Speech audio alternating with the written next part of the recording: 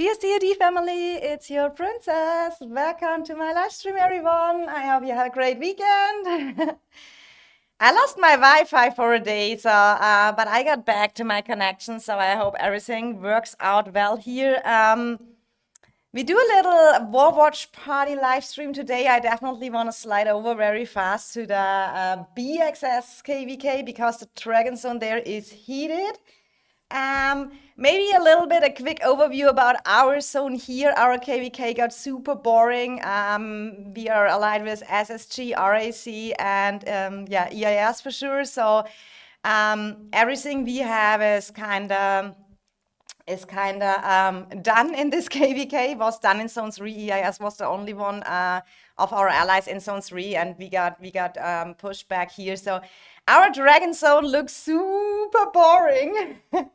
Looks super boring like this over here. Hi Murder, hi Silas, hi Ryuchi, hi Depres, hi Shadow, Vanyo. Oh my god, everything is here. So are they doing the fight for the dragon, Echo and BTX? Oh, what is this fight going over here? Oh, this is just okay, that is probably just a mock war or anything like this. So I think that is nothing we really want to look for right now.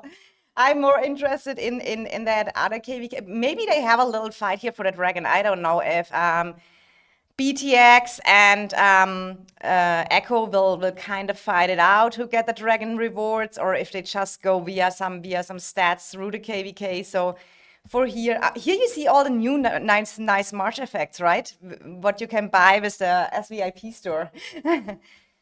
I'm super interested if the game gets more laggy with all that March effects. Huge friendly fight. I mean, there is nothing else to do. I mean, by some time you probably need just to empty the merit store. You need to get some merits or something like that.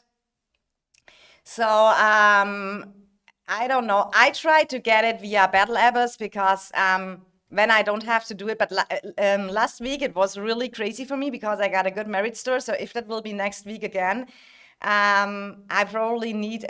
I always try do on Tuesday and Friday as much as possible on Battle Abyss, and if I have to fill it, I mean, then you have to trade to get your pet skills, but I do not like this. I do really not like this.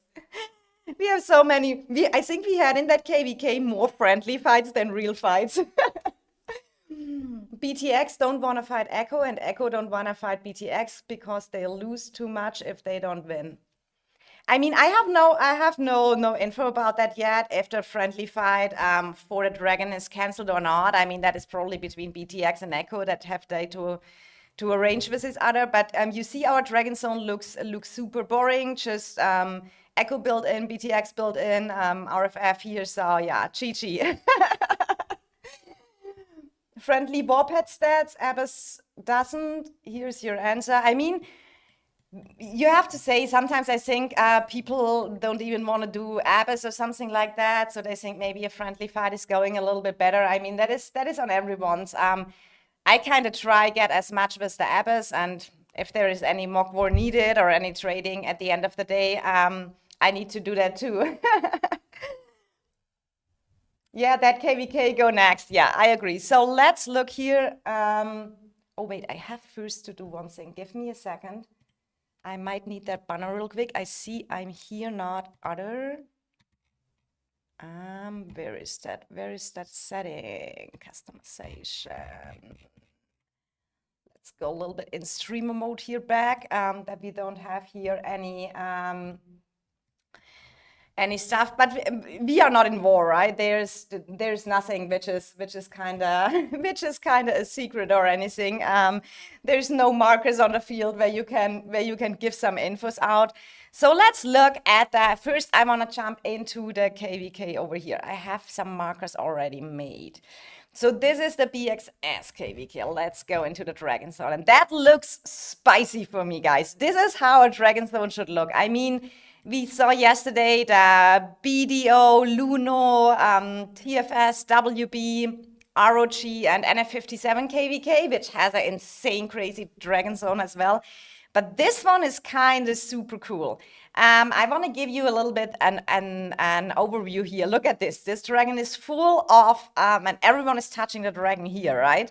So we have the allies. Let me show you real quick. We have 3-3, who is allied with BXS, and also allied with SW over here. So they kind of have the right top side of the dragon. And on the bottom, we have IW with 2 shells already here. We have NW. And we have, where is KOD? Yeah, and we have KOD over here as well, right? So it is kind of, if you look at this, you have kind of this as one ally over here.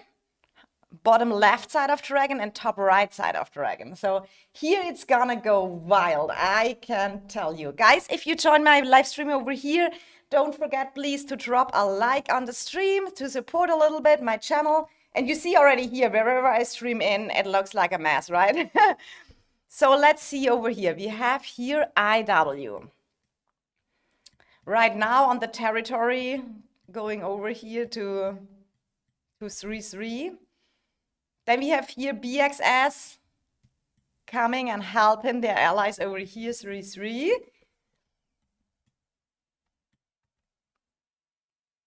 IW here, some crazy numbers, right? BXS, how many have you already? The March effects, I saw that.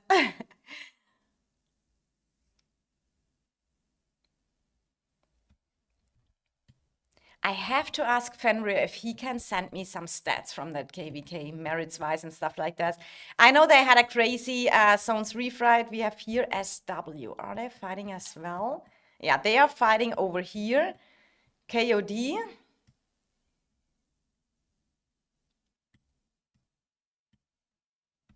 And where is NW? And NW is coming from the bottom over here. That's crazy. We have one in our island trick. Meanwhile, our opponents have a bunch of SVIP. I mean, this is going wild here, right? I have to text Fenrir real quick if he can send me the. Oh, here's a Bastion rally. Let me text Fenrir real quick.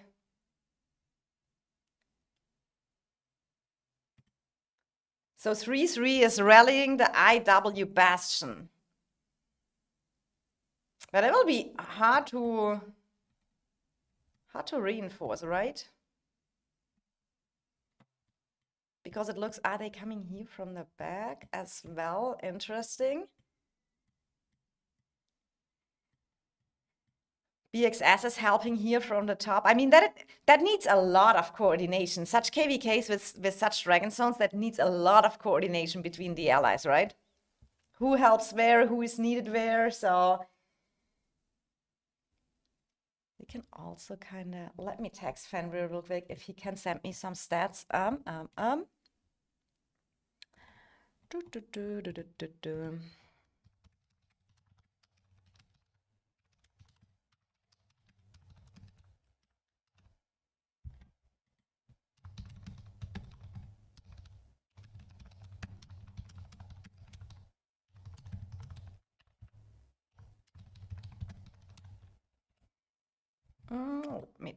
Okay, I texted Fenrir, so when he's probably busy here fighting, looking at this here. Bastion rally seemed cancelled, right? I see a lot of SVIP players here with all that March effects. It's crazy.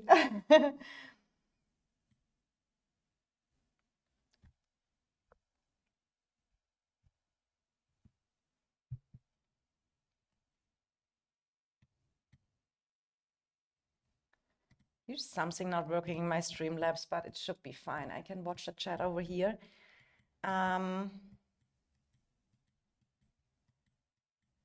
Let's check around a little bit.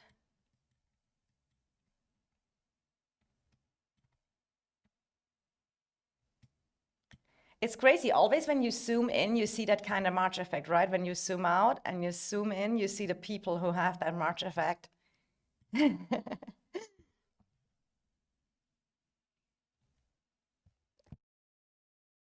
What is our bets here? Maybe we have to make a little bit of poll over here.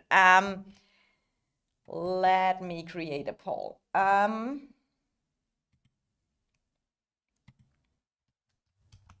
Who will win Dragon? So is it BXS? Oh, I have to check real quick. I have the allies wrote down anywhere. Is Fenrir here? Yeah. BXS, SW, and 3, 3. Or is it IW, NW, and KOD? Let's go, and you should be able to vote here. Now, if you like to want, exactly. So now it should here, you can put a vote who will get this dragon over here. So let's check. It's also, I feel like sometimes when you have so many allies also in the Dragon Zone, it's super hard to coordinate everything that you don't attack your own allies, right? I sometimes wish we could make a warband with our allies that you just avoid this, right? And can fully push together and stuff like this.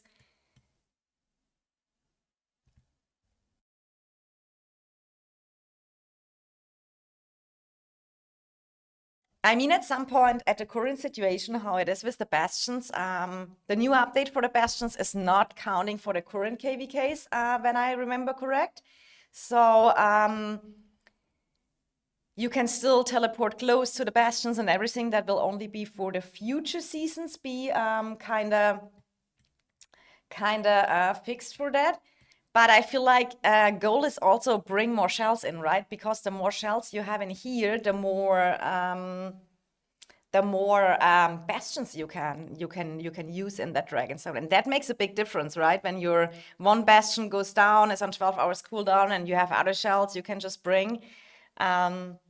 Bastions are right now in that KVK before we get the update. We have to see how it is after.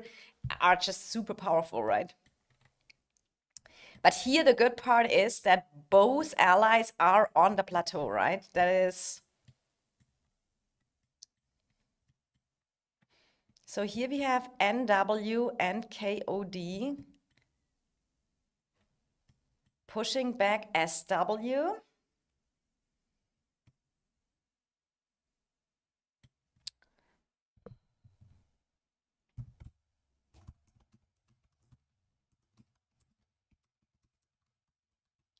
Okay, I typed him here.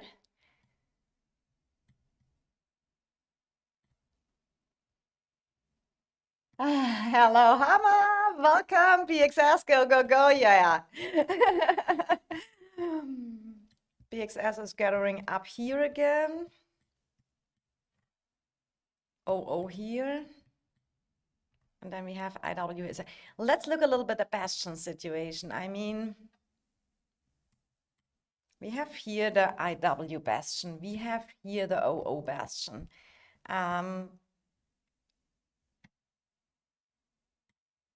Is that bastion here taking out the fortress? No, it's not. So the fortress is kind of placed safe here.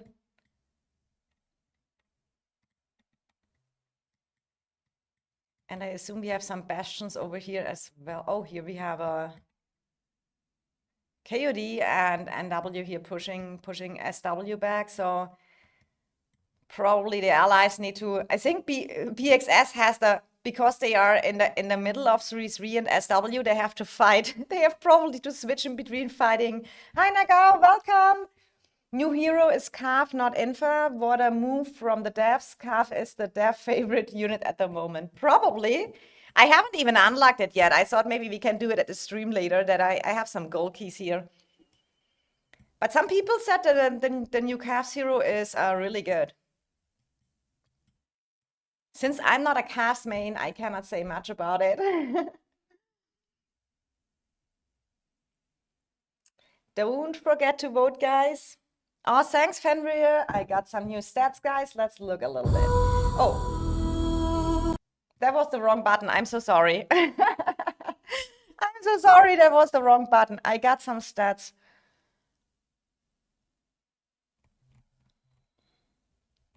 Some stats and some report. So let's look. So this here, let's look at the stats over here. So these are the merits after KVK right here, right? So we have here NW with 1.9 billion merits. We have BXS with 1.55 billion merits, 33 with 1.53 billion, SW 1.4, IW 1.1. I assume they are in different shells, right? So you have to add that. I think that is the alliance power over here, where you can have a little bit of overview. But that also depends if you are in different shells. Sometimes it is a little bit. Stream end already? No, we're still here. BTX versus Echo Ben. We watched a little bit earlier. I mean, they now have a mock war, and when you see that they are doing a mock war, I assume that they are not fighting today any friendly fight, right? Echo and BTX. It kind of depends, and how serious they want to take it as well, right? So let's look here at some reports. We have 3-3 Bastion versus NW over here. Oh, that is crazy trades, right? 250k deaths to 763k deaths, and they have more Seth wounded. Probably a lot of splash damage over here. 237k deaths to 475, that is SW versus KOD. Then we have this one here. Oh my God, the devs will make a party when they see the numbers again. Fenrir saying IW is split in 2 shells. Yeah, I kind of assumed that. Fenrir, go to fight. What are you doing here? Hamo, it's fine. Someone needs to give me the infos, right? So we have 2.8 million deaths here on SW. KOD 3.7 million deaths. I mean, that is crazy. That's crazy. Seth wounded. Oh my God, the Seth wound. Are they sending T4 in the Bastion? Or is that all from splash damage? I mean, that Seth wounded is kind of, that difference is 7.4 to 26.4. It's crazy. Everyone is always watching the deaths, and I think that is the most important part. But for a war like this, where you need to stay as healthy as possible, because that is a war that is not done in 2 hours, 26 million Seth wounded hospital is definitely a number. Then this is one SW versus KOD over here. Oh my God, another one with, when I already see the millions again, 3-3 versus IW, 6.9 mil deaths to 5.4 million deaths. Oh my God, that is crazy. These reports, hi Shy. These are crazy reports. Yeah, Shy's here. He can maybe answer the question. Is there a dragon fight planned between Echo or BTX, or are you just not fighting for dragon? You have not to answer if you don't want, but everyone is asking that me, and I cannot give any infos. Conscious, they must have swarmed the rally, otherwise the dead Sev's ratio is too low. Battle acceleration, don't play. I mean, crazy numbers, right? Crazy numbers, right? And another, when I see that millions, it's going crazy. So, okay, that is kind of, when you look here, they are fighting, right? And when we see the Seth wounded and all that, everyone here is super wounded. Shai saying there's no dragon fight plan between Echo BTX. Okay, thanks for the update, because that we kind of assumed, because I saw Echo is doing some friendly fights, so that would be not the case if they maybe would have healed or prepared for Dragon Zone fight. So we can watch the real Dragon Zones anyway. That is anyway more interesting. So here, okay, this is what you have to add to the other merits. What Fenrir told me. Here you see additional IMW KOD here. So IW has together. So to correction, IW is at 1.9, 1.9? Yeah, 1.9 billion over here. So, yeah, Fenrir saying we kind of stuck between our allies, only few first floors and can't really build. I mean, that is all the planning you have to do right here, right? Yep, BXS has only that small little territory here, so you need the people who go offline, teleport out, arranging everything super properly. And then they have always to switch in between helping left and right side. Here is BXS.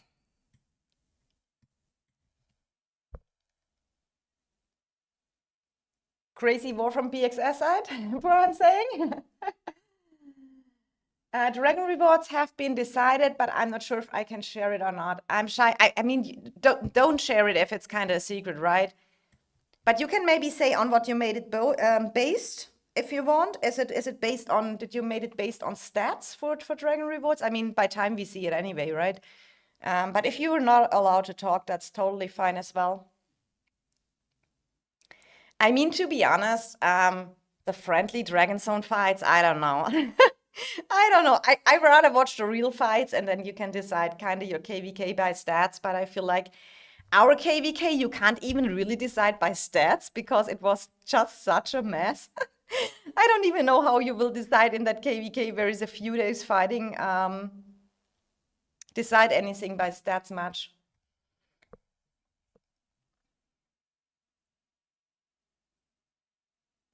For why not? Because friendly wars are boring. TFS Noir Wars example. Next season we will fight Echo for sure.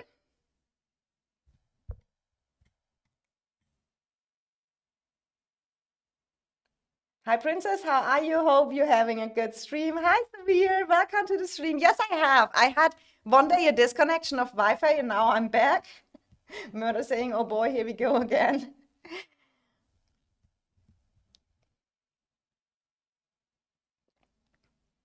I mean, we will see. I mean, from the new kind of how the power matchups are, I assume that Echo and BTX will be both Paragon. So it is very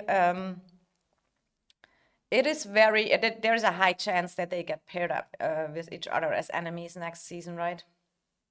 Fenrir, this is a big mess. They need to do something for allies. We are all hitting each other.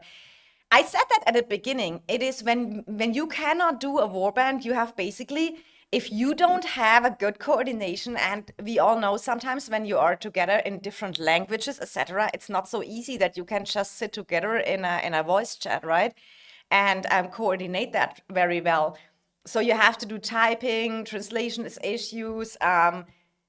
It is super rough coordinate that well between three allies in a Dragon Zone in a crazy situation like this, where really I would say there is a little bit more Dragon Zone plateau territory for the pairing of IW, NW, and KOD. I think they have a little bit more territory over here.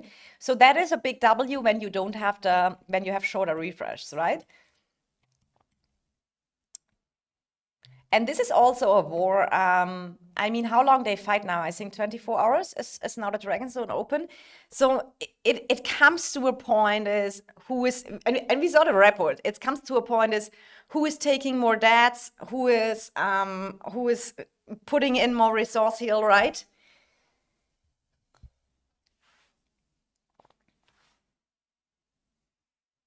It was okay. So you made the decision for Dragon based on stats.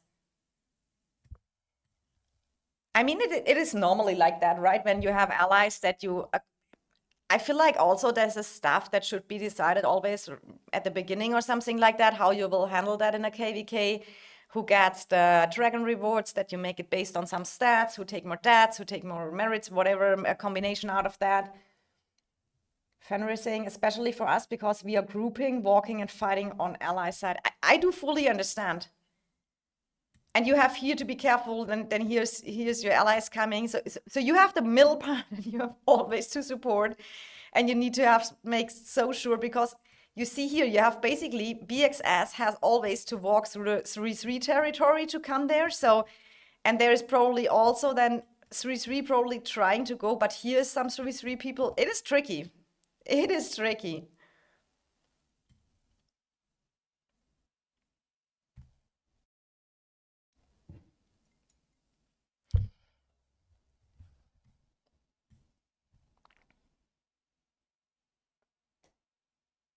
When you're asking, can I ask which stats, since it's hard to take stats from this KVK?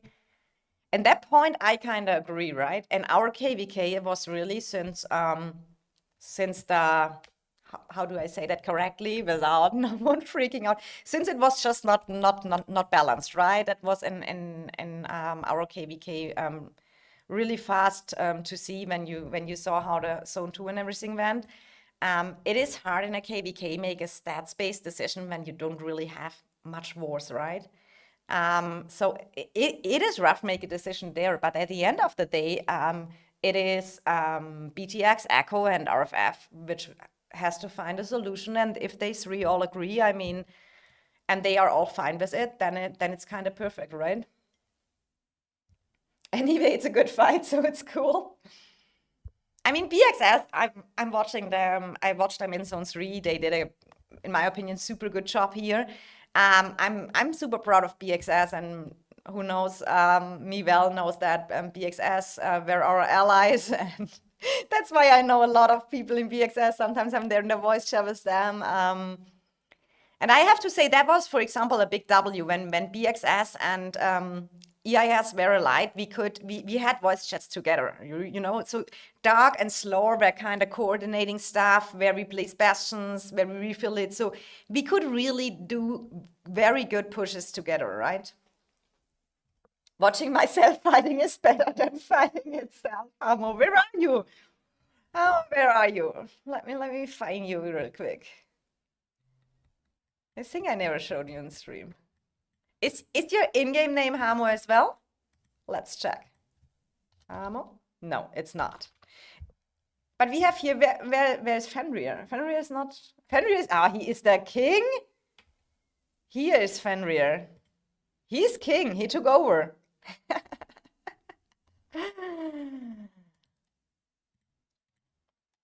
Very, very smart player, Fenrir. And very nice person as well. So here IW now pushing back. IW kind of a little bit sandwich, right? Here's probably BXS, yeah.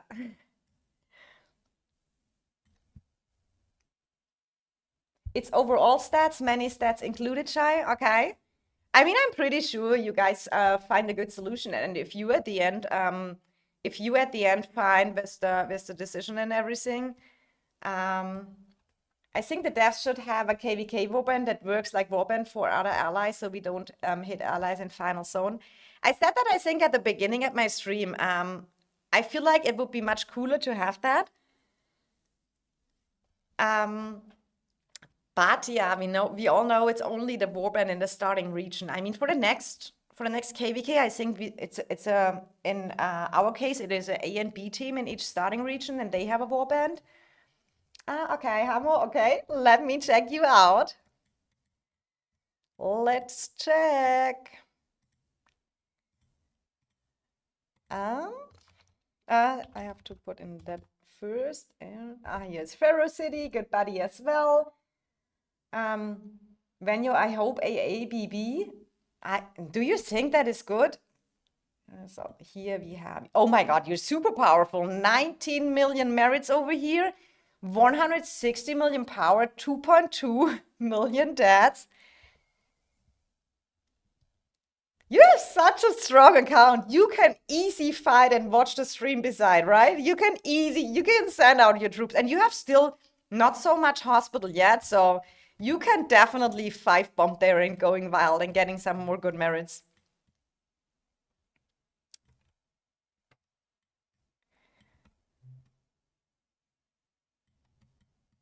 BXS here grouping up again. Where's my buddy Ray Cloud? And Joker and everyone. Agent probably. AABB is better. AB is literally 1 versus 1.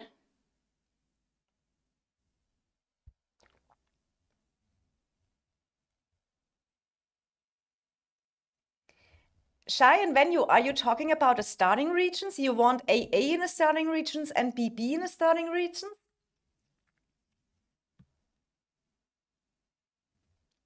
He's not fighting anymore, slacking. Ray's not fighting, no way. Tag him in the BXS Discord and said, Princess, you should get here his ... over and fight.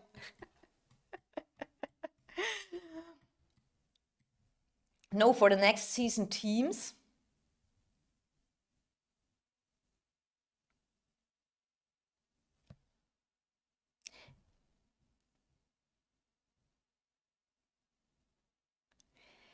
Okay, guys, what I didn't know fully with the new season, and maybe you guys can help me, is will it be the same like, I mean, we had that team up phase, already, and it was AB, AB versus AB, AB. Is it not that kind of? Is there only, because there we had, the last time we had, I can only talk for us, it was EIS, BXS, and EIS was A, BXS was B, and then there was Pay to Win, what was A, and there was Kong, which was B. So it was one camp was basically AB, AB. Hello from BR, how are you doing, Anwar? Oh my God, I just used the second name, Sahu. Welcome to the stream. How is BR doing? I think that KVK is pretty much done, right? BR, because A2G was basically the only one left from the allies.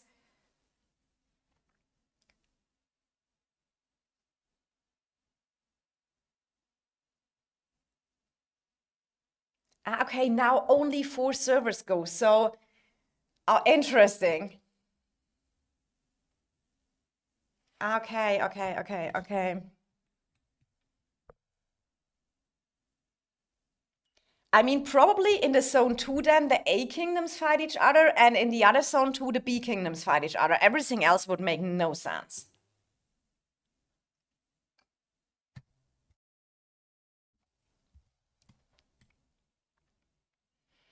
So if you are, for example, an A kingdom, you only need 1 B kingdom.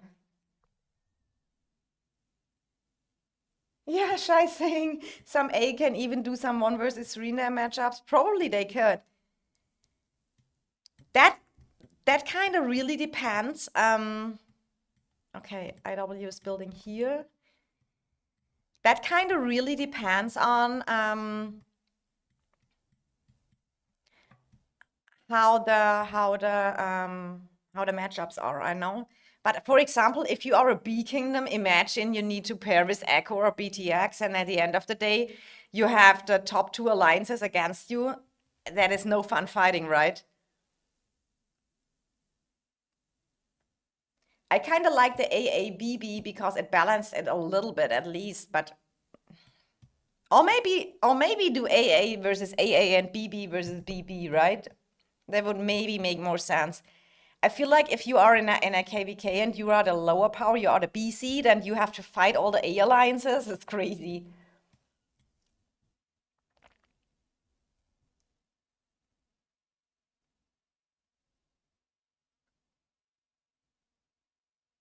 When you, I think you mean one zone A versus A and one zone B versus B, right?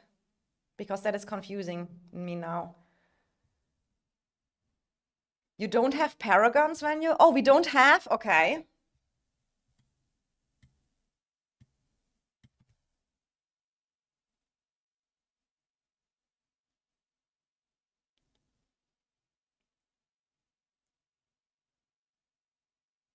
You said how you want, but how is that possible that you have one zone A versus A and one zone...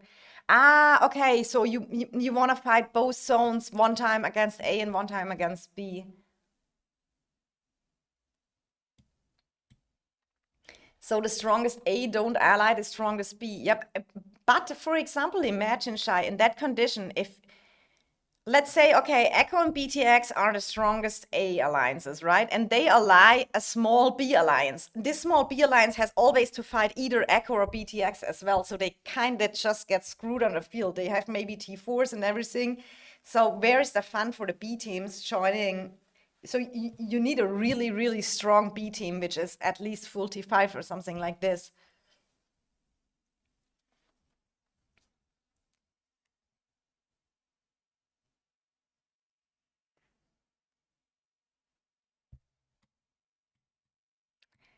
I mean, we will see how the new season concept. I kind of really like the team concept we had before, where one camp where it was A B versus A B. I kind of super like that team up, and you had to fight zone two, one AB, zone three, the other AB. In my opinion, that was super cool. I really liked 8 alliances there. Um, WT Focus, welcome. How you doing? Farming as well? How is the oh? With that being said, guys, my farmers needs to be sent out. We coming back here soon, but I have really to. Oh, I hit the gem gathering, right? Yes, we have the gem gathering. So let's look real quick. I have already changed, guys. That is insane. I have already changed all my talents to. I farmed so much mana this season. It is crazy. I think everyone does here in the KVK. I'm so happy that I had it left.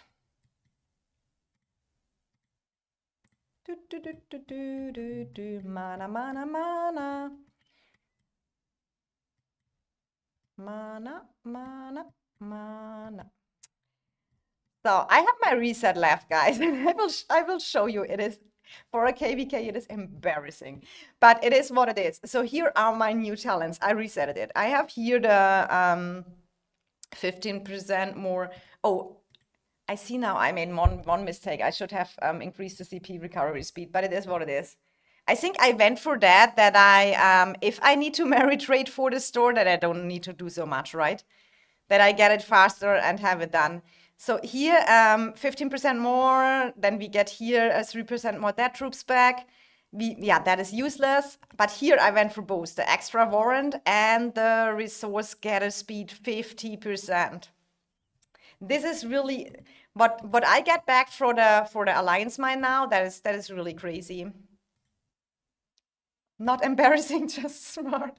Yeah, I mean more in not embarrassing for myself, more embarrassing for our KVK, right?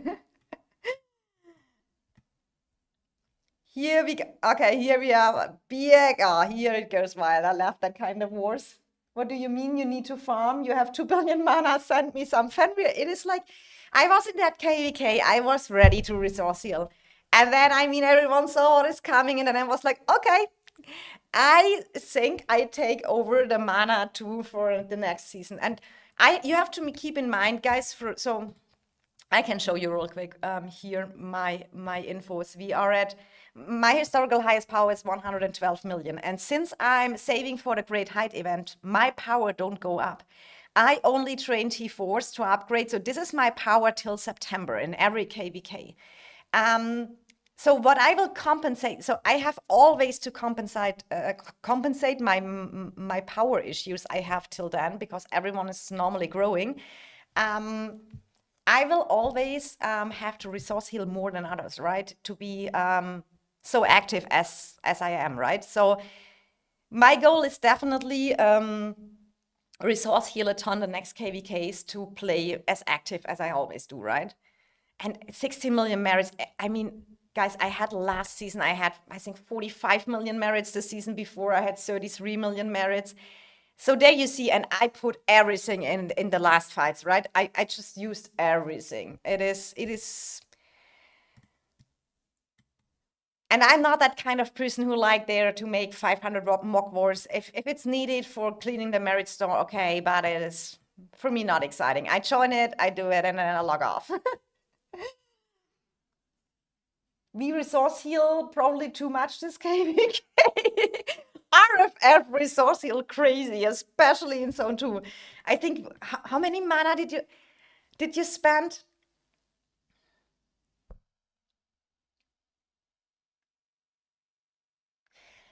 I kind of like that idea of WT focus. Just make 4 A class in 1 KVK, don't mix lower ranked.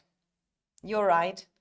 Because I feel a B kingdom has always a disadvantage about an A kingdom, right? Unless it is some projects, like when you look, for example, I think WAO with Captain, he rebuilt kind of WoW, got kind of split it, and he restarted with a group on a new server with a big part of WoW and some new recruits.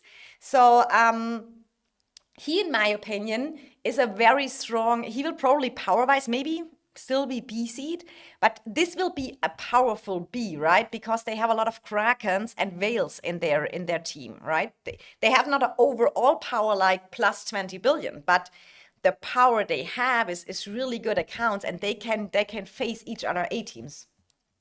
We have to resource heal a lot because our average account is so low. We are under like 40 million power in average. But that includes the farms, right? I think that the average of an RFF player was what, 79 million, 80 million, something like that. 40 million power cannot be an average, right? And that can only be if you include farms.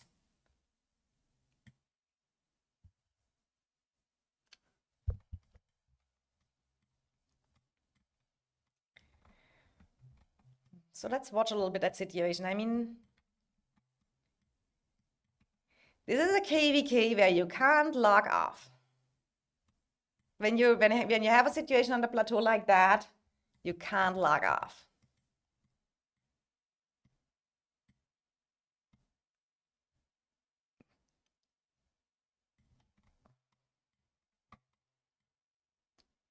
And W making here some progress. Guys, you can still vote in the poll, right? Which KVK, which you think gets here a dragon. I feel like the situation right now looks a little bit in favor for IW, NW, and KOD. Because they have a little bit more Dragon Plateau territory and are building more, but we will see. Shai is sending me something in DMs. Let's check the next season map and how it works. Oh, you are amazing, Shai. You're amazing.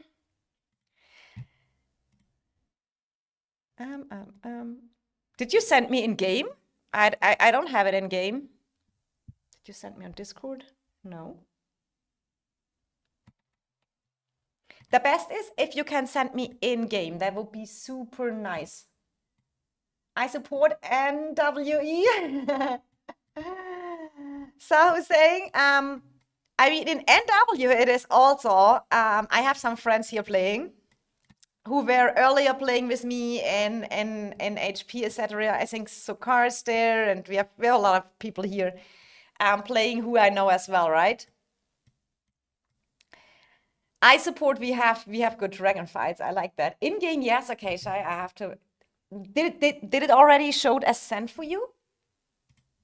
Or maybe you texted another princess. Oh, now I got something here. Okay. So this is, oh, okay. Thank you so much. I do love when people draw that kind of maps because, so we have, let's have a look at this here. Wait, I have to check something. Okay. So we have here, the A and B teams are beside, oh, okay, so in zone 2, AA fights each other, and in zone 2, BB fights each other, all right? And then we have zone 2. So the first, okay, you can invade each other's zone 3s. So we have 4 zone 3s. So basically each starting region has a zone 3. And at the end of the day, you have always an ally what could help you holding zone 3, right? And in the worst case, worst case, you have 1 zone 3 maybe left to get Dragon Zone access, right? So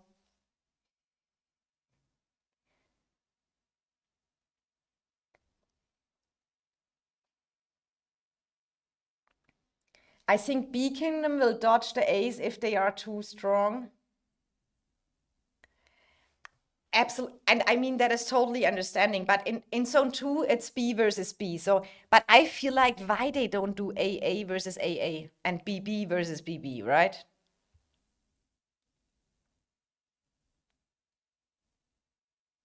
Yummy sir told about you.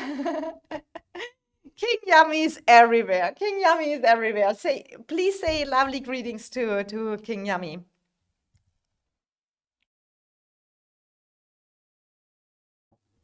Okay.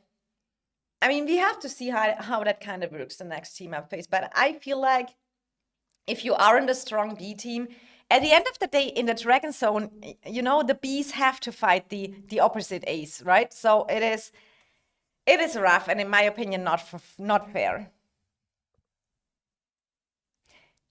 Unless there is maybe, I don't know.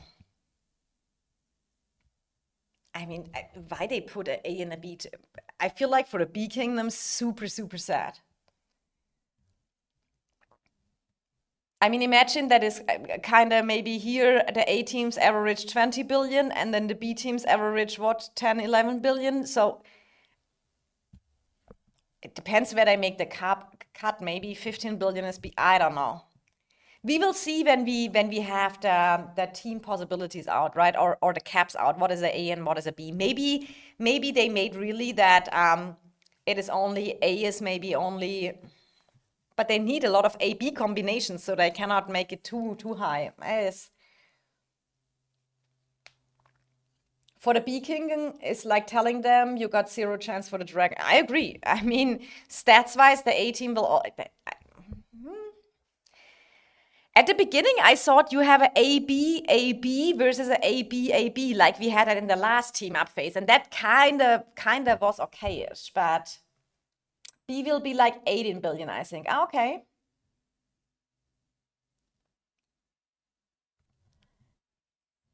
Yeah, he's sleeping now. I think he was in VC for 8 hours.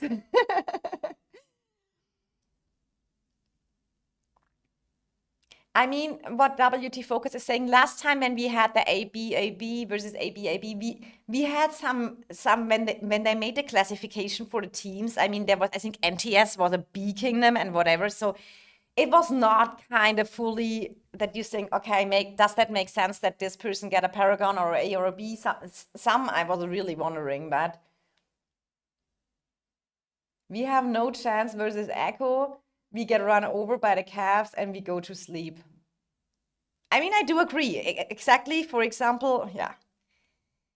Imagine if RFF gets A and you get paired with Echo or BTX. I mean, that is kind of, if they don't pair kind of Echo and BTX next season, I mean, that can happen. They kind of expected last time they will fight each other and they got paired in KVK. Now they couldn't. Let's see if they can maybe next time, right? Well, we will see. That is a next season.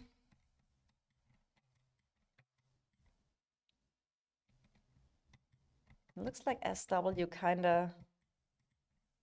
Okay, they're grouping up here and pushing now. What is going on the other side? Here's IW pushing as well. BXS grouping up again. They coming here. I think it's gonna be A 20 billion plus and B 17 to 20 billion. RAC is bigger than Echo stats wise. And it is scary because they will destroy the matchup. I mean, when the devs bring us no proper matchup conditions, how to get, I mean, the only solution right now to get rid of that weight on your KVK is either the king pays a big amount of money, or you restart on a new server and you have to do that like every 4 or 5 seasons because people naturally just quit the game. I hope they make at least 4 A Paragons this time. I mean, with the A and B Paragon, it maybe could work, right?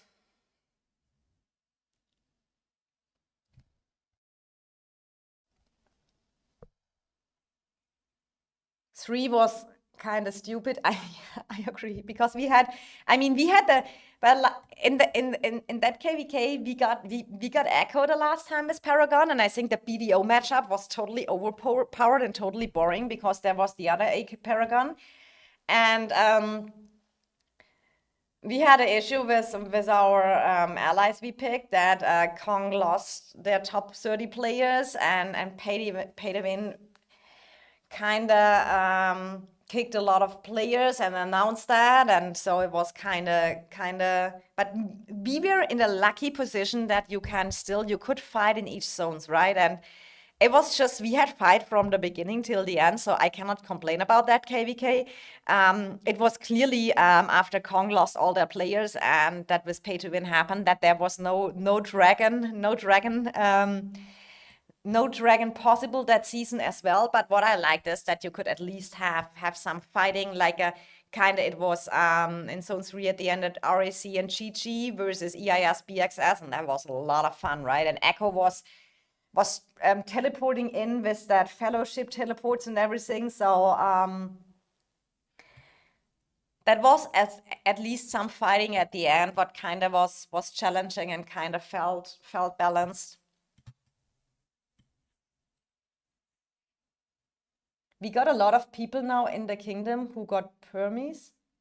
What does permies mean? On paper right now, REC in 29 billion, but I got much dead weight. Honestly, the discharge system is fine. What do you mean with the discharge system? Ion saying, oh, hi, Ions, how are you? I heard 30 whales leaving RAC.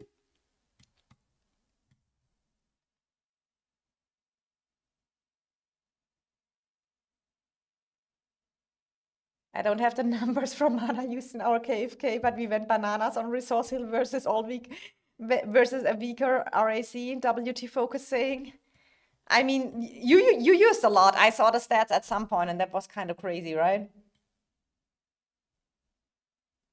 In that AB system, NTS and MM was our ally. Both servers against NTS in Zone 2 migrated.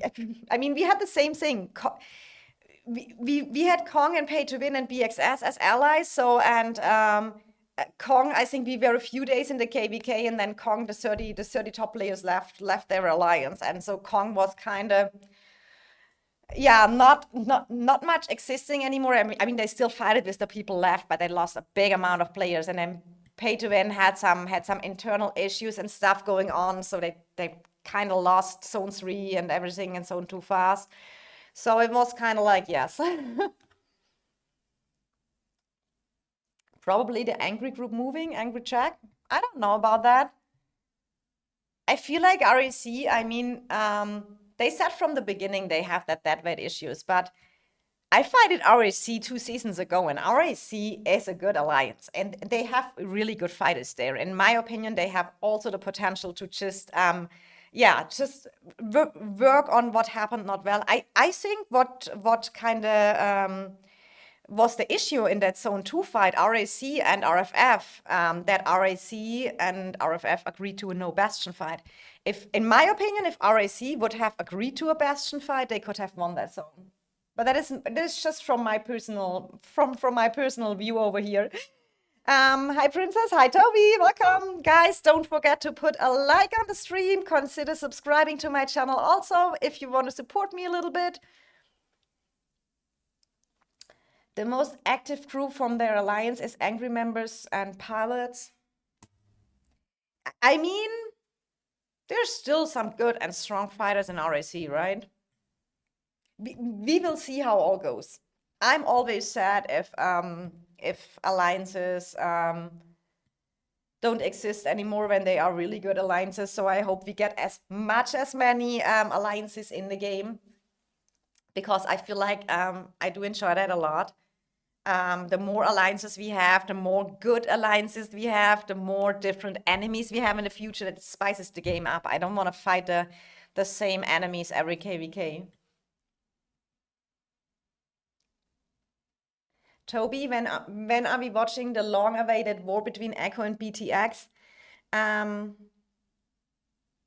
It is cancelled. They don't do a dragon fight. Shai said it earlier. They decided via the stats who gets the dragon. Murder sounds like another alliance I know, but which one you mean? If Luno recruit 50 more people?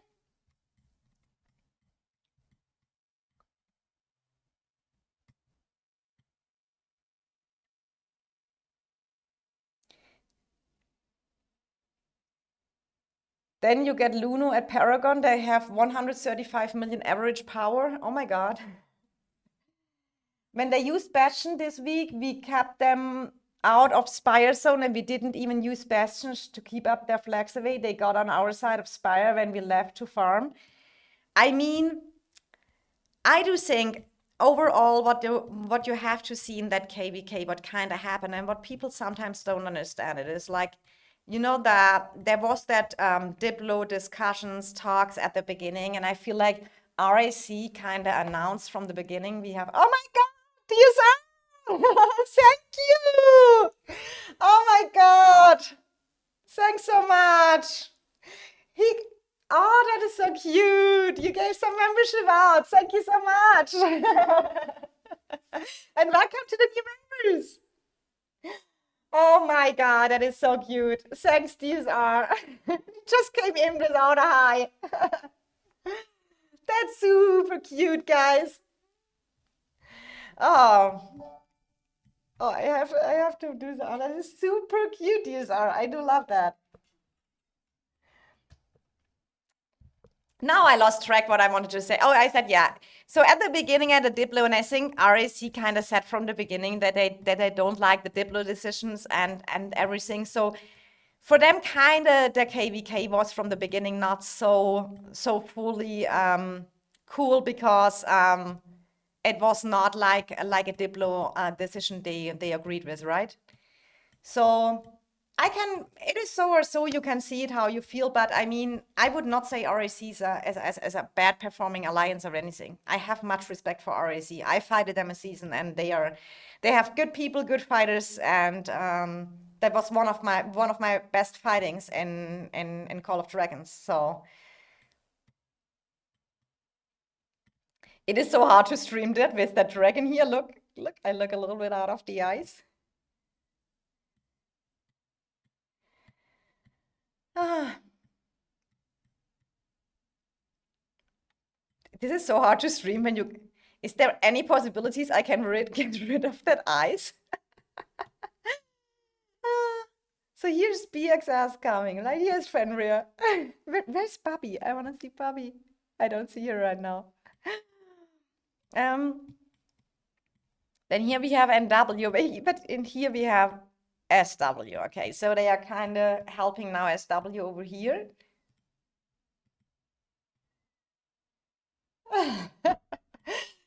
It's so hard here to stream that properly. Look how many here have that March effects. I have to say that March effect looks super cool. Look at this. Oh, look at this. I will never reach it, guys. The SVIP is too far away from me. It's too far away from me. It's so cool. Now I have 5 more members and I think I can add more emotes. The more members you have on a channel, the more emotes you can add.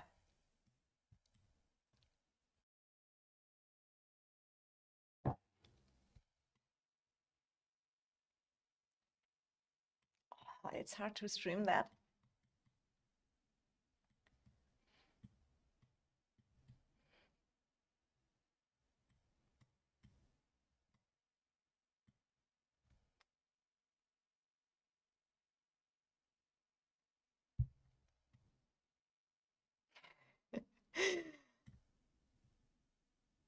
Hi, Wizard! How you doing? How you doing, Wizard?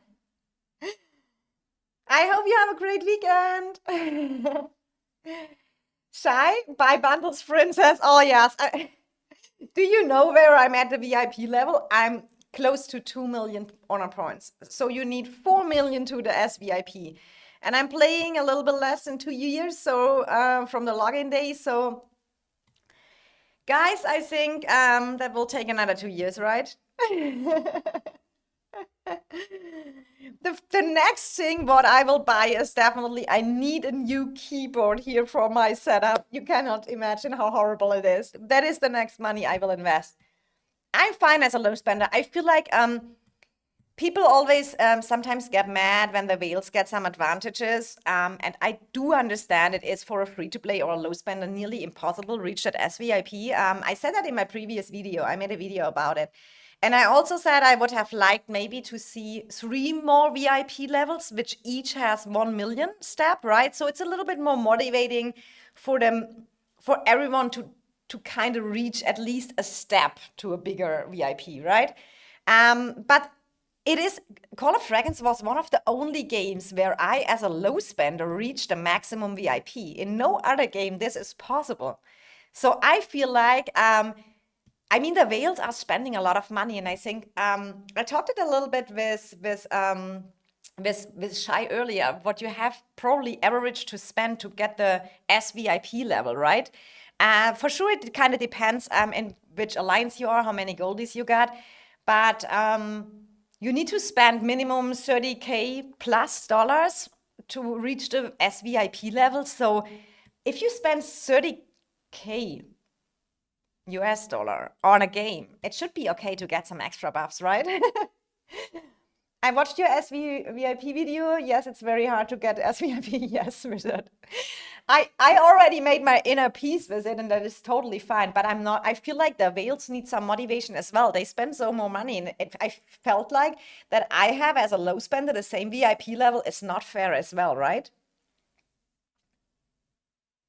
I wonder how much VIP point for low spender on YY server would be interesting to see. I mean, in my video, I made a little bit of wrap up. So I was talking to George because I know he's in I think he's in a mid alliance for goldies, and he is totally free to play. And I think free to play is around plus minus VIP level 13. If you play around 2 years. I'm at 2 million VIP points. So as a low spender reference, and I feel like a lot of mid spenders are kind of over 3 million points already. We have a little bit of advantage from G2 that we have less login days. I mean, I have people in my alliance, they have 150 more login days, so they played longer, they get more alliance gifts, so for sure they are a little bit in front. Hi, Ed. Oh my God. Hi, HXM. Welcome. Hi, Lucas. I think that's why it was so many points. I think they will add levels in between 15 and... Lucas, do you think they will add levels? I would like to see that because I feel like, I mean... Can I even show that here in my account in the meantime, what the SVIP is? So welcome here. We can see, are we already close to...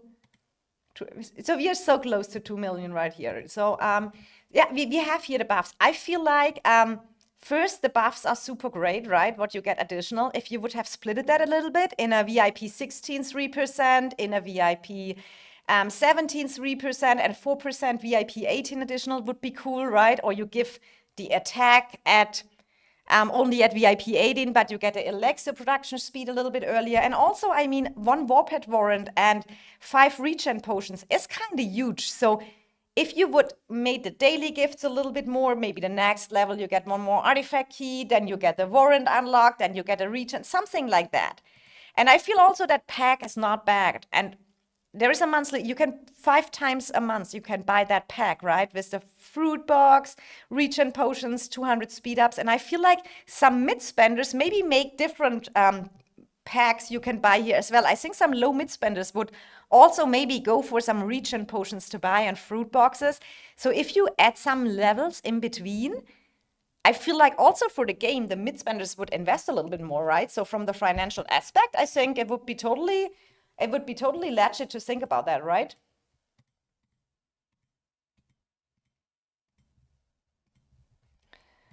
So, did that got reset? No. Oh, we can maybe real quick. Guys, do you have any info about that new, where is he? Marduk, is he good? Let's see if we can, oh, here he is. Welcome. Okay, that was fast. The only thing is called SVIP because it's the last level they will add in VIP. I do know it is the last level, right? But I feel like in between, add some different steps would be kind of cool.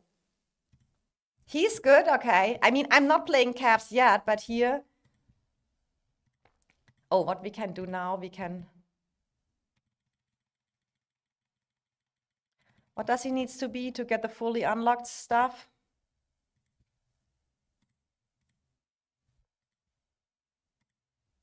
I think it's trust level 4. Let's get the free tokens. I think that's maximum tokens I can get. Welcome. I mean, purples, I always level up by time, right? So do I have more? No. But I have a lot of that epic hero. I could directly awaken him, but since I don't really need him, it's not so urgent. So let's go back here to the KVK. Good replacement for Alistair. Ah, okay. Thanks, Murder. I'm not buying the VIP pack unless I'm desperate for returns. But DSR, also the speeds, 200 hour speeds. I feel like 200 hour speeds in the pack is not bad for $100, right? It's not great in your opinion? Okay. Shai said that is a really good deal. I'm not so familiar with the 100 packs what I normally give because I'm not buying them.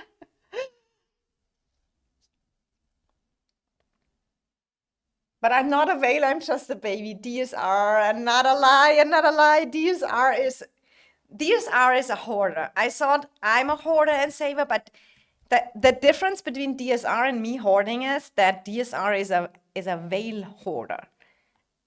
People cannot imagine how many speeds he has saved up.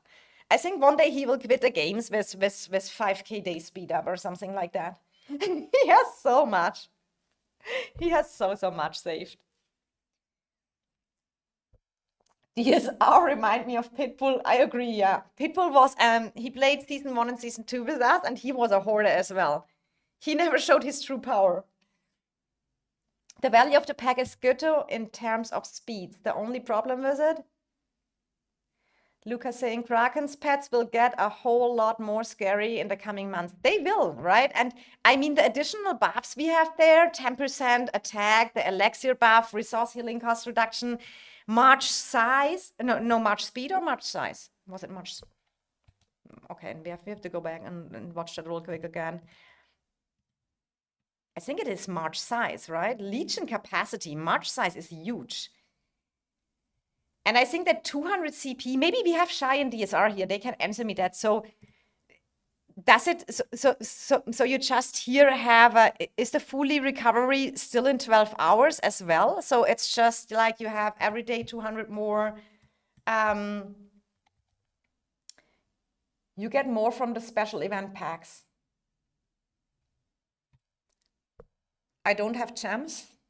Okay, so the gems you don't get with the pack. I mean, I hope they add some different steps maybe in between, yeah, right? Make here a level 16, 17 before you reach the SVIP is the maximum level. And we need to see.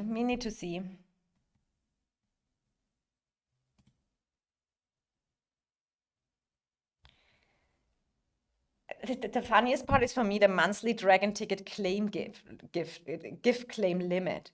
That means when you spend so many money that you need support from I do understand the gift that you can gift others because a lot of high spenders help low spenders with dragon tickets and something like that, but that you can receive more is kind of funny.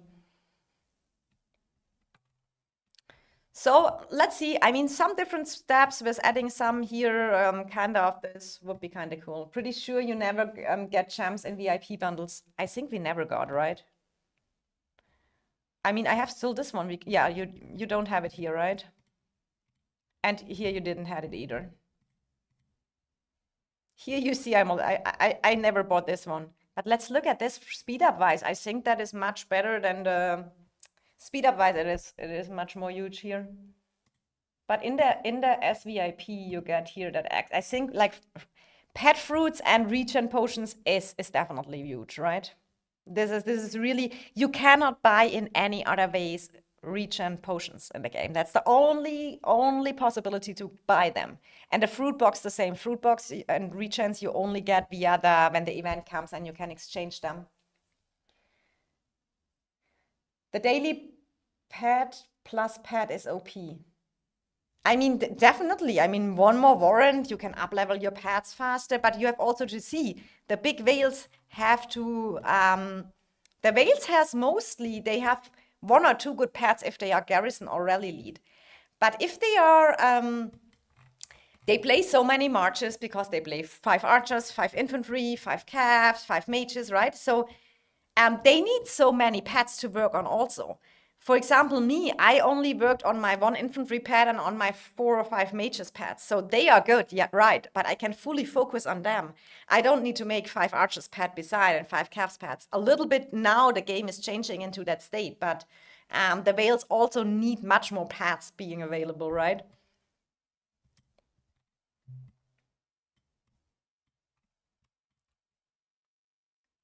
Oh, here now KOD is pushing SW. Guys, you still have a possibility to answer that poll.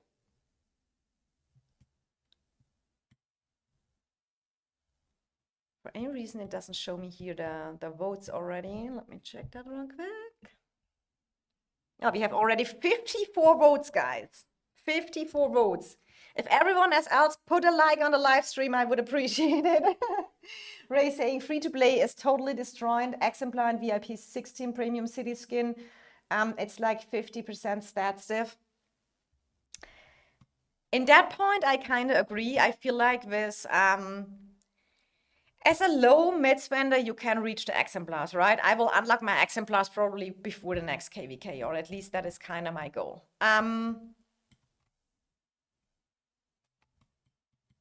So at least I can get the exemplars, but I will still have less exemplars than any whale has, right? And a free-to-play just to get 2K forging draws is kind of high. So in that I fully agree that for a full free-to-play, they have really getting issues getting access to something. That's why I also said, I mean, you can look my current video. Maybe I just let me share that real quick over here. I think I can find that real quick. Anyone who wanna watch and I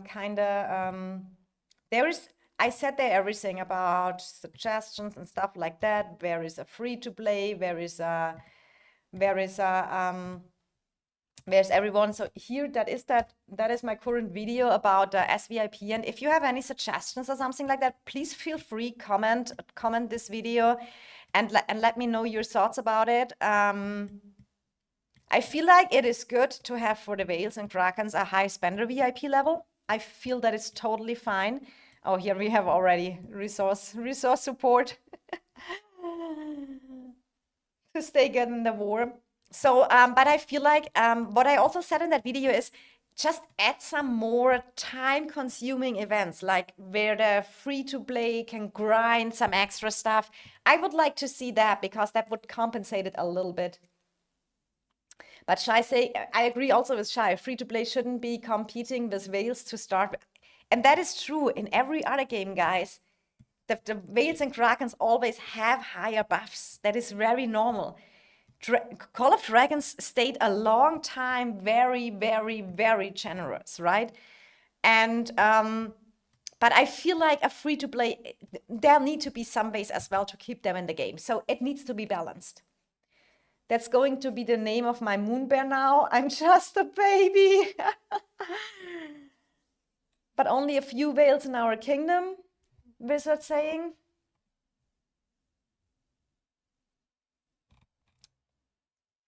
Lucas, most free-to-play aren't trying to be in top kingdoms. And if you are, it's kind of what you're accepting for your future, just gonna play better or smarter. I mean, I feel like for a free-to-play, it's always good to have some spenders in your alliance because the alliance gift for honor points you get there is not bad, right? So that is always good to have, but farm resources get a lot of farm accounts. The thing is, Shy, I was a long time T4, right? Against T5. It is rough. You get the double of hospital for half of the merits. And so you are in wars if you it is really rough. But I agree with farm accounts and stuff like that, you can resource heal a lot, but it is kind of if you are in a good stable team and you can grow, and I felt like I can only say for myself, I'm a low spender. And as a low spender, I was before Exemplar came to the game and before the new SVIP store came. If I was out with my one infantry and 4 DPS mages marches, and for example, a DSR, which is a big whale in Kraken, was out with 1 infantry and 4 mages marches, they looked the same. Everything was a vacant, everything 6 stars. The only advantage maybe a whale like Humble, etc. have is they have more troops and they have all different hero types awakened, like archers, mages, infantry, calves, right? But I but I felt like when for example my mages go against Humble's mages, maybe even my mages would have win because I could more focus on my pets, right? In a 1 versus 1. And he have to make 50 pets for all his different marches. Also, he's our garrison and rally lead, so he has to put much effort in the infantry pets. So and that was not okay, right? For the spender level, what a Humble spend in a game and me spend in a game. So I feel like it needs to be always an advantage if you have high spenders in game, because why should the high spenders stay in the game when they have zero advantages anymore? So it needs a balance, right? Rami from WB here. Are you from WB? Oh, WB already great job again in their KVK. I watched you yesterday, guys, when Guns was streaming and stuff like that. But I had a Wi-Fi connections issue, so I got always kicked out from my hotspot. To be honest, you guys need to reconsider Viet's Kingdom.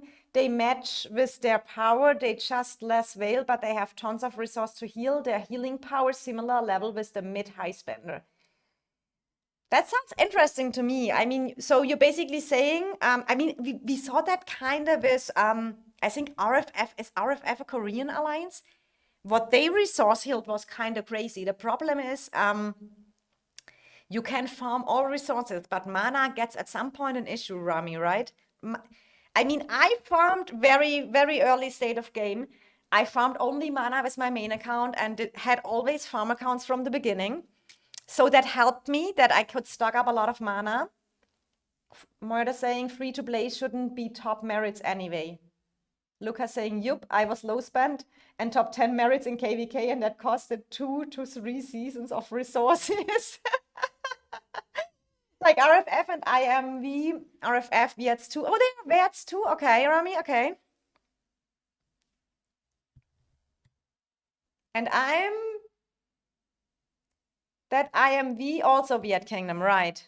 What is WB? But WB is Korean, right?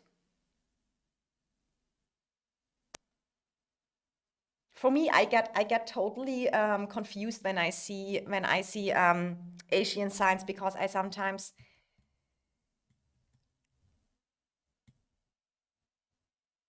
But I feel like WB was Korean.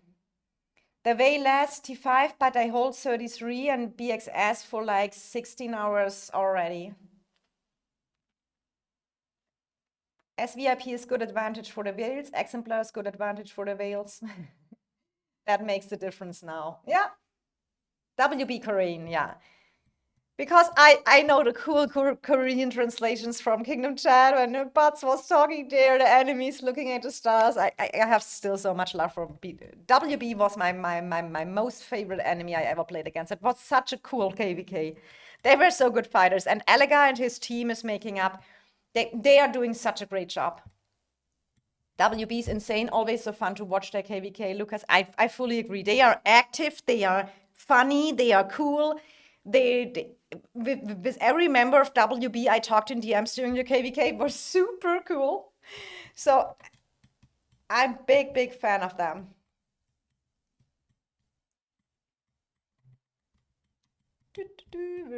What's going on here? KOD here is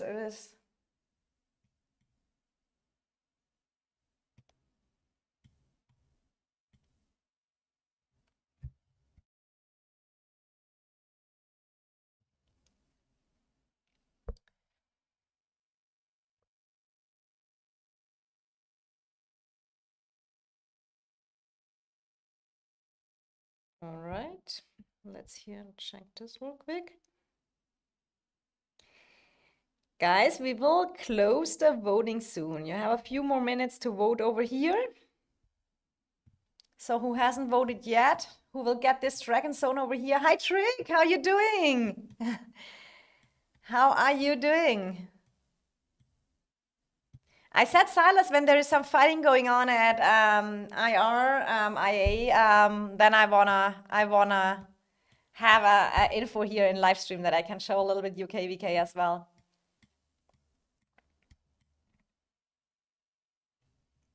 Oh, and W here. To be honest, just from watching it, it looks for me a little bit like that IW and W and KOD is making more progress, right? Yeah, they are here in the middle. They're destroying now here the 3-3 tower.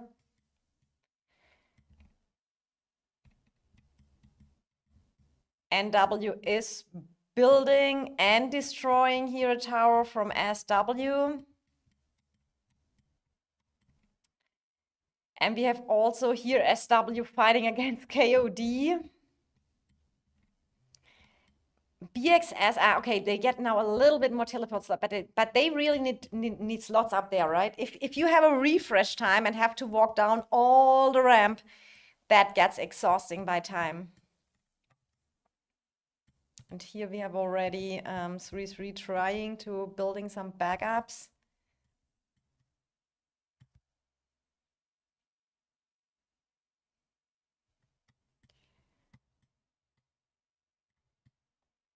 It will be interesting. No sleep, guys. No sleep, no sleep.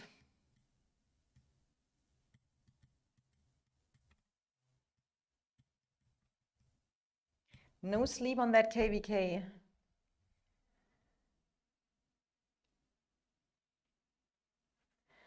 Trick, you're good? That's nice to hear. There's some fighting, but I don't know how much it is gonna be. It's only very little, Silas saying. Go more going on in the KVK you are watching. Okay, thanks, Silas and Trick.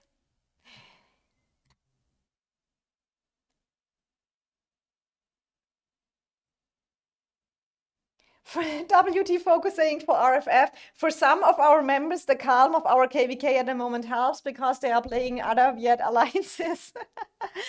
Oh my God, that's funny. I have to say, honestly, I mean, I said that from the beginning in my first video, I think when we talked about Diplo, I kind of knew it that when in a KVK, the top 1 and the top 2 alliance kind of ally, that this KVK is not bringing up the most challenging KVK fights.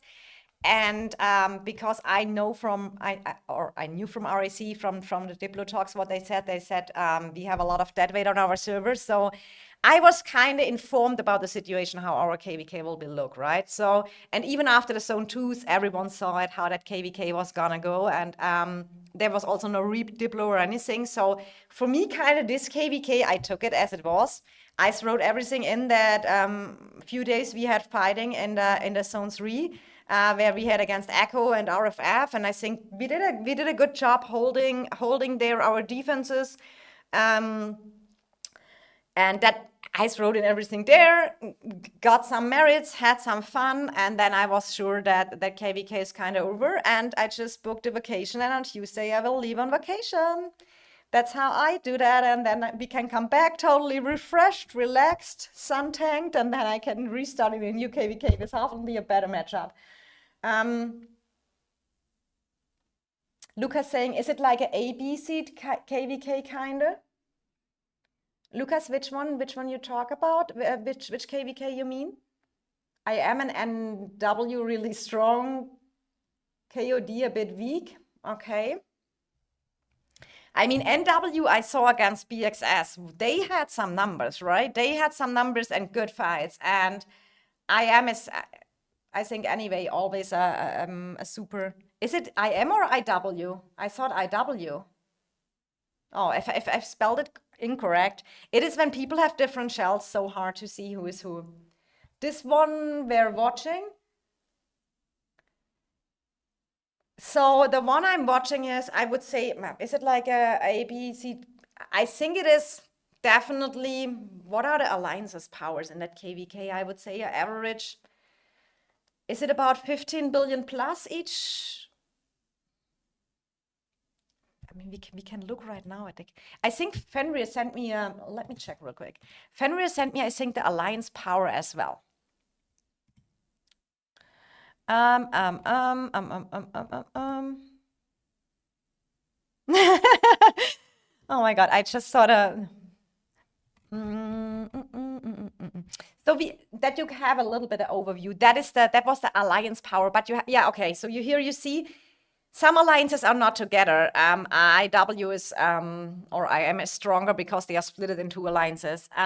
But this is a kind of average, and they have already hospital, right? So we are 15 billion plus alliances here. So I think between 15 and 20 billion power is this KVK about 18. I think IW about 20 billion near that. Thanks, Rami.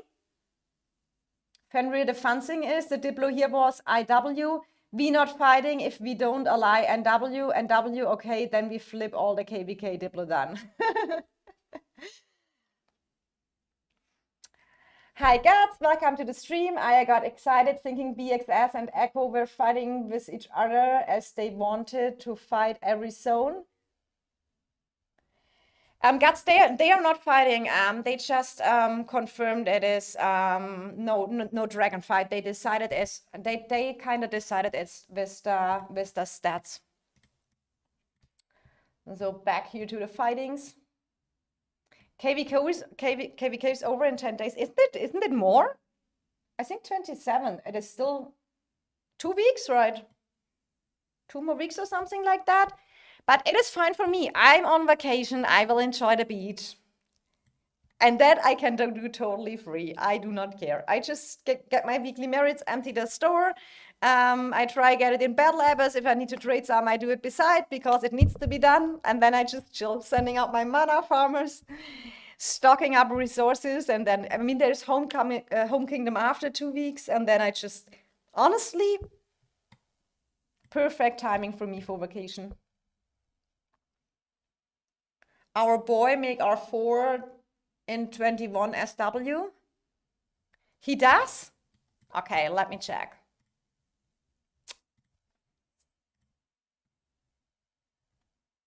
Oh, that is Mac you're talking about? Okay. 42 million merits? Oh my God. That's some good stats over here. And let me check something. I think he has probably also a lot of, yeah, good infantry merits as well. What is original? 390 million power account. Crazy, crazy, crazy.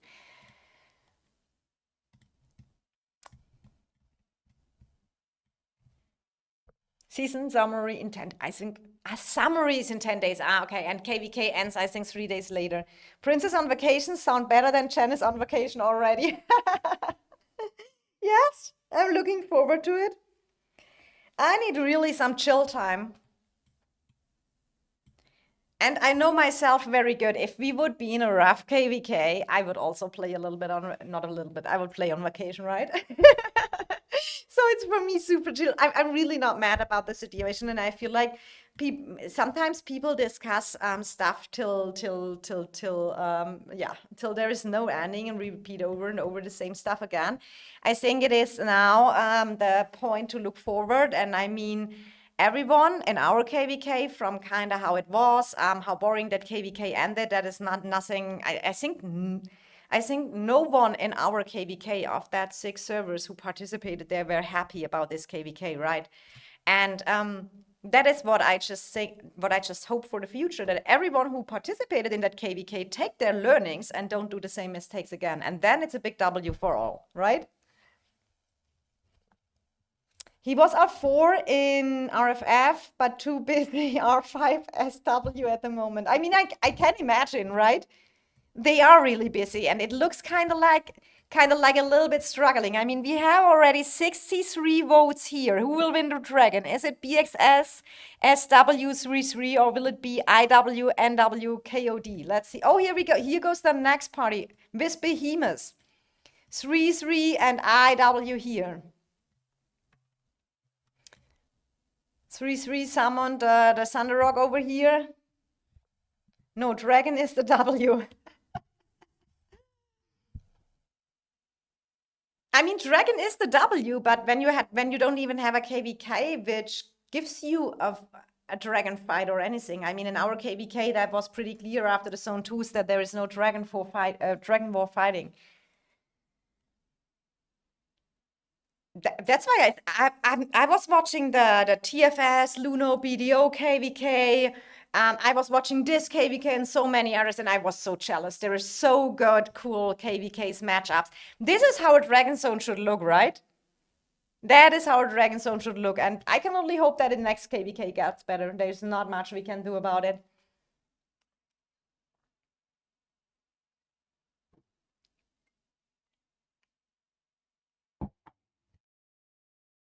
Okay, I need a quick little bathroom break. Let me do something here real quick.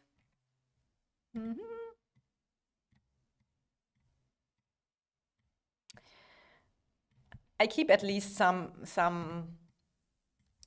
fighting. So. Okay, guys. I take a quick bathroom break and I will be right back. I'll leave you a little. Let's see where is the most fun going on. Probably here and here.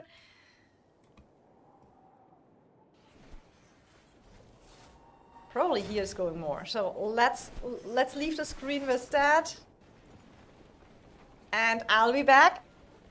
I'll be right back.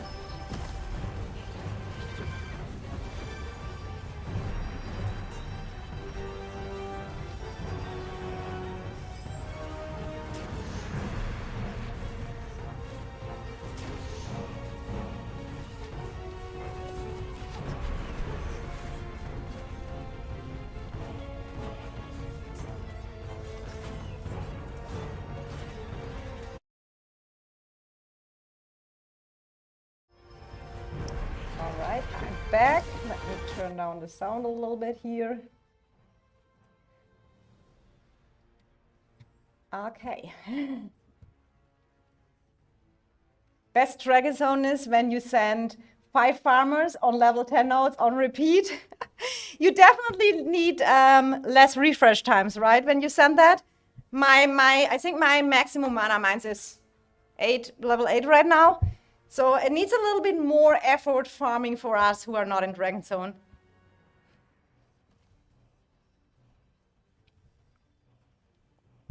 So, last few minutes to vote.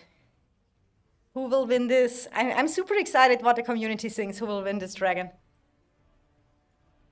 I will tell my guessing after. After the vote is completed, who will win this?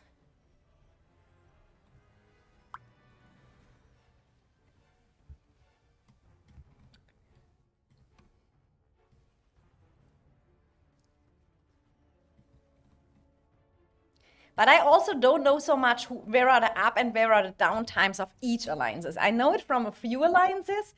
I think BXS definitely gain here some more teleport slots over. That helps a little bit for the right top side over here.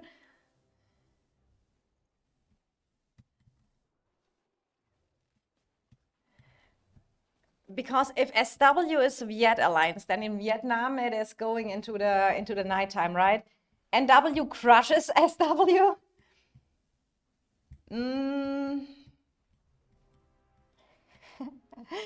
Master saying.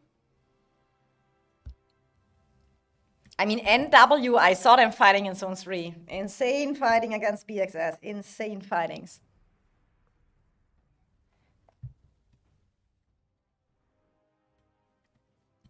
But this whole KVK is just cool, right? If a Dragon Zone looks like this, no matter if you win or lose this KVK, you have definitely a great time in Dragon Zone, right?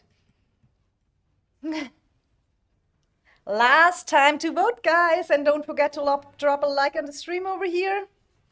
If you're anyway busy clicking the votes.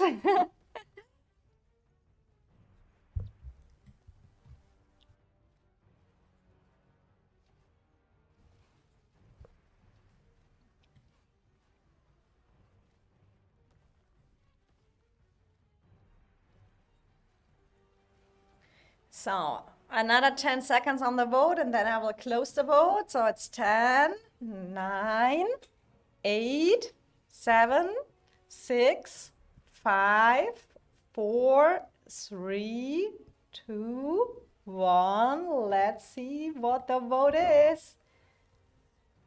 Let's see the result of the vote. Okay, interesting. We had 66 votes over here, and 59% is saying BXS SW33 will win this dragon. IW, NW, KOD 40%. So this is kind of what you have to see. That is not the whole community, right? That is just my viewers over here. But I feel like 66 votes is kind of a good reference.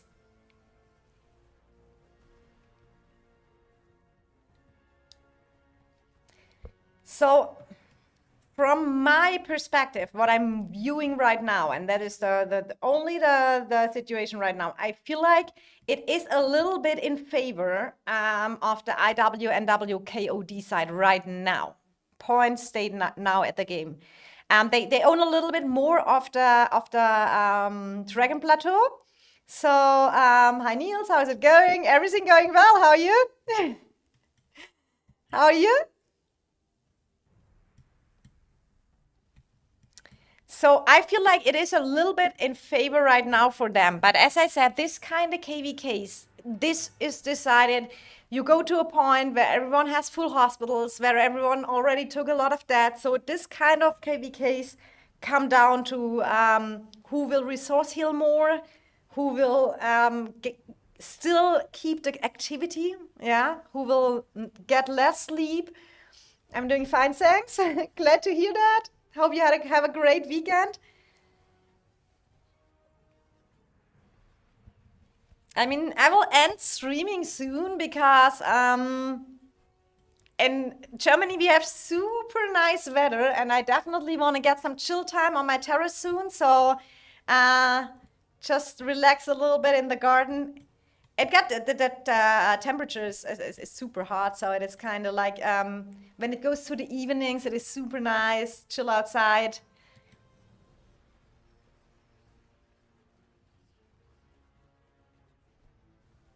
Maybe it's time for a barbecue. This is totally barbecue weather here.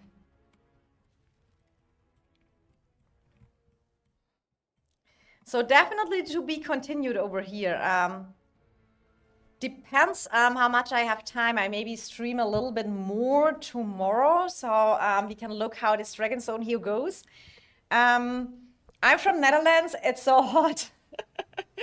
I was in Germany yesterday. You have been? Okay. And in which part? Probably the north part, right?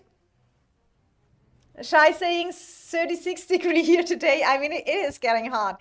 I will be super in my vacation. We'll go to Italy next week. So I hope it gets not too hot the temperature because I feel like the May was terrible weather. We don't really had summer temperatures, and now we had either kind of like rainy days, kind of like cloudy days, and now we have the hot temperatures. There's nothing in between. But I rather have the 36 degrees and sunny than that cloudy, not so cool weather. Let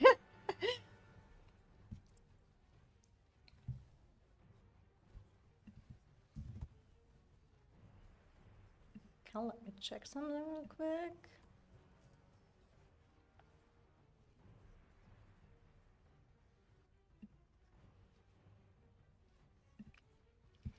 I mean, what we can have also, we can have a quick look at the TFS, Luno, etc., KVK. I kind of want to, oh, for sure I have them not marked. I have here A to G, but I think that KVK here is pretty much gone. But I think they are. I watched this morning and it looks kind of like it was, at least the Dragon Plateau was pretty much. So this is the KVK here. We have TFS, WB, and ROG versus Luno, BDO, and NF57. So let's look at the situation here. And you see right now WB, TFS, and ROG owns the Dragon Plateau. BDO is right here and Luno as well. So they kind of probably figure out a good situation, how they can go back to the plateau over here. NF57 is, okay, the Luno is coming here now as well. Oh, here's the Spire fight. Okay, here's oh, okay, interesting. So Luno is taking over now that Spire over here to help maybe, I mean, they need to get NF57 a little bit closer to the dragon, right? TFS, WB, ROG1, Dragon Plateau secured. I mean, the thing is, you have ramps there and they probably put all the bastions and everything.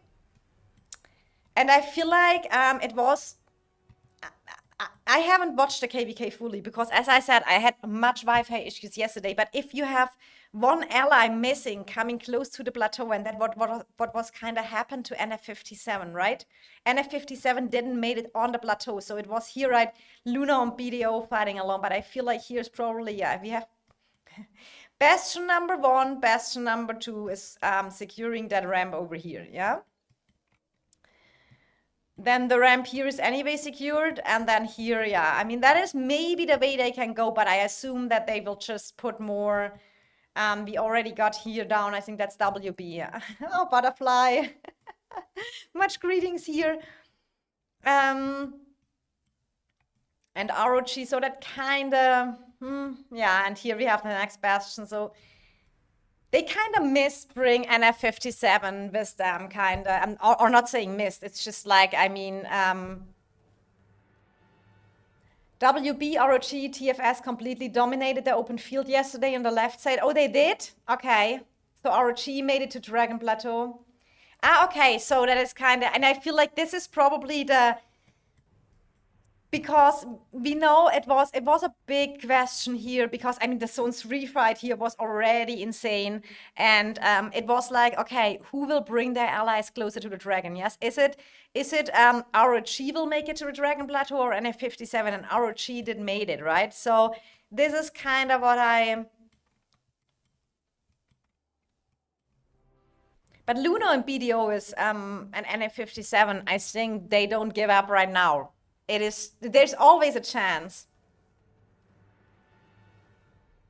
It's just a question how to get Hydra Neko from your allies now. Shy is always so fast, but I feel like you're right in that point, because with the Bastion situation, if TFS and WB proper refill their Bastions, what they will 100% do. Also interesting who will get the dragon over here. From I think it will be either WB or TFS, right? Just fighting wise from what I watched.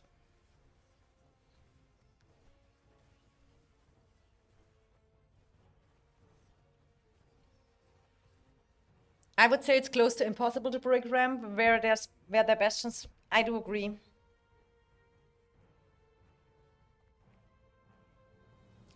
Shai, do you know some other good KVKs which still have a good dragon zone? It's gonna be 100% WB, the dragon? Ah, okay. Shai always has every info. So he's really, if I need to know anything, I can just ask him, because he has such a good network all over the Call of Dragons community. It's gonna insane. I mean, WB, their activity in that KVK was impressive. It was impressive. But I feel like this KVK was also a super good KVK. That Zone 3 I was watching that Zone 3 and I was so jealous. I feel like they made definitely a good KVK out of the situation here. No, it's just an assumption about a dragon? Okay. But after I watched this KVK, they do deserve it. Yeah, absolutely. WB. And WB is kind of like the persons they put in work, right? But I think everyone did on that KVK. I've got to go, need to leave for a birthday in a bit. Have a good evening, enjoy the weather. You too, Niels. Have a nice birthday party. Enjoy it. I assume it is a birthday party, right? Not your own birthday. So have a good time and enjoy. Oh, Ahmed is here as well. I know. I forgot to say hi. So Shai, is there any other good KVK going on? Where is it rough right now, or is that pretty much what we have left? Hi Danny, I'm doing great. How are you? How are you?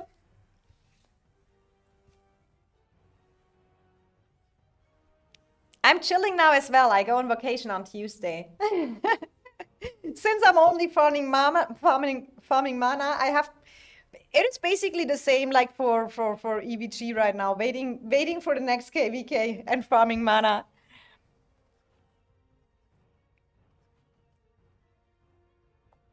Uncle's birthday, thank you. Bye bye. Bye Niels. Have a good time.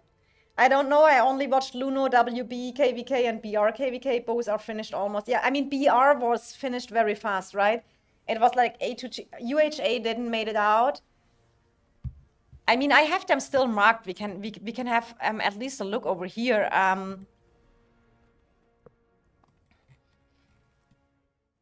So this KVK we have here. So it is kind of like we see here. We can show it real quick. We have 25 IL over here. We have WGL over here, and we have probably this is allies. Yeah, BR over here.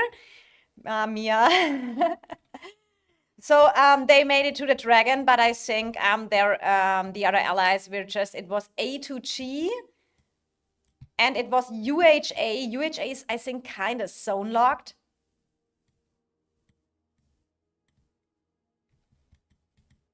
They couldn't made it out here. Then we have A to G, and who was the third ally of them? I think ED. I think ED. This is ED here, right? Yeah.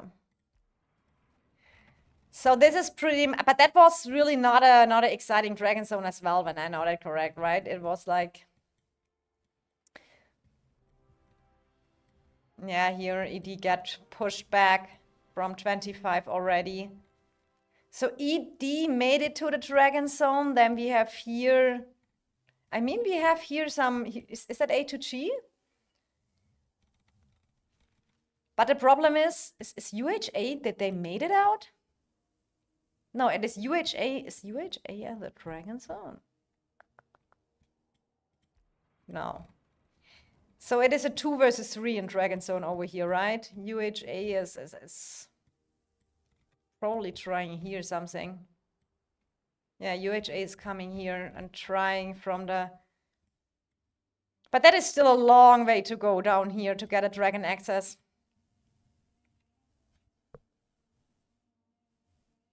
Trying to play the ED KVK, haha, besides that sitting in home kingdom and wait, where are you going on vacation? I'm going to Italy. Also, it's going nothing on you. I mean, our KVK looks like this. Right now, we have here Echo, BTX, and RFF and Dragon Zone, but there's nothing going on. So this is our KVK. Our KVK looks like this. This describes it the best way. Mana farming. It was 2 versus 3 in Dragon Zone, yeah, under BR KVK. So it's kind of decided as well. So I feel like this KVK here is still the... I need to replace the marker to the Dragon Zone. It's still the one with some potential, but it depends for me. I feel like 3-3, BXS, and SW is having a rough time here right now. That is just from my watching.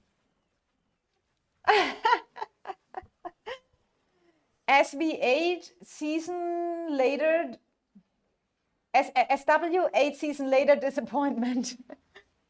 I'm saying, hi German Queen, hi Linto, how are you doing? Danny saying, wow, most exciting KVK, enjoy your mana and pets. I do. I resetted all my talents to farming and to pets. I do. But I feel now so good because I just have vacation time and I can go with a free mind over there. I have not to worry about anything. So it will be fine.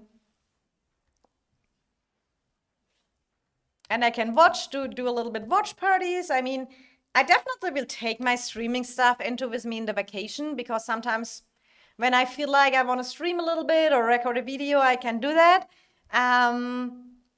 But I definitely will take much offline time. Will take much offline time. And then I will be back with streaming with my MacBook and iPad again. I will be anyway struggling. You know a lot about farming KVK, Shai? Shai's probably telling that to Danny, right? Best time to enjoy your vacation, Danny, I agree. Or Shai, did you say that to me about a farming KVK?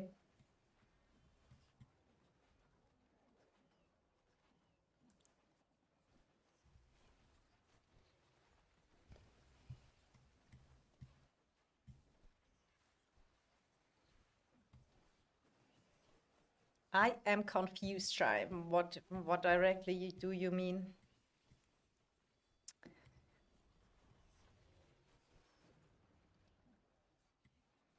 I should have tracked how much mana I get this KVK from gathering. I mean, we can probably. Wait, we have rankings. And we can look at resources gathered. And since I only gather mana, not you, to some people here, okay, Shai? Okay. So I gathered already 300 million mana this season. Let's keep that number and I will update you at the end, KVK, how much mana I gathered. I'm super pro gathering person right now.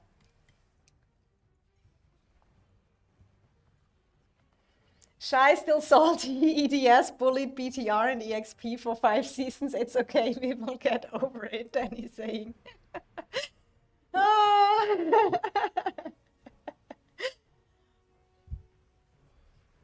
Oh, did EDS ever played against EXP as well? I thought, I mean, I know EDS, and if I remember right, EDS beat them, right? EDS who? EDS fought EXP only once. Ah, okay. I think EDS BTR fought one season as well when it's long ago, long ago, back in the days. Back in the days.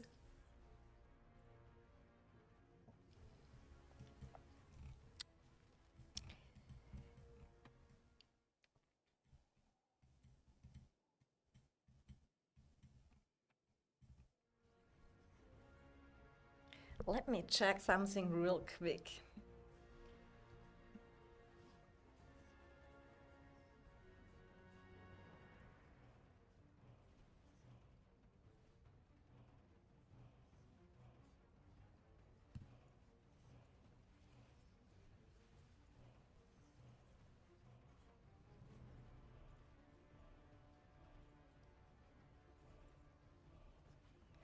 Oh, okay. I have here a good. I think Egga is Egga is watching my stream as well because he messaged me when we talked about the Alive Orbans as well, or maybe he's just yeah, he's probably watching my stream. So hi Egga.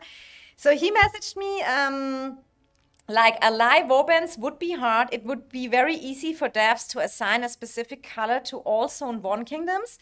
For example, our kingdom alliances could be seen as blue, legions zoomed out, RFF could be seen as yellow, RAC as green, etc. I mean, that would maybe make it a little bit easier because I feel like BXS said that earlier in my stream. It is so hard when, especially if you are in that middle position and you have to help a lot over here, that you don't attack your allies. And I feel like this if you zoomed out and see the legion kind of colored, and each starting region has a different colors, that could solve the situation, definitely. That is a good suggestion. Maybe another suggestion for the Call of Dragons Discord.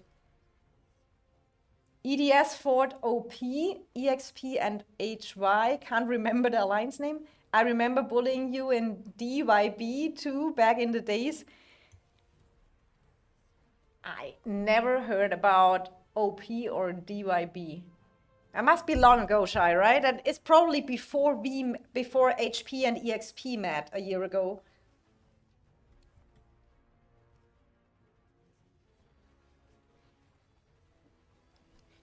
Danny, if you're still here, one last question. How many power has EVG right now? Because and what server are you guys? I wanted to look at you and then I didn't found you. Hello, Amo. How you doing? Still alive over here? It is tricky, right? It is getting rough. Long ago. DYB was season 1 plus.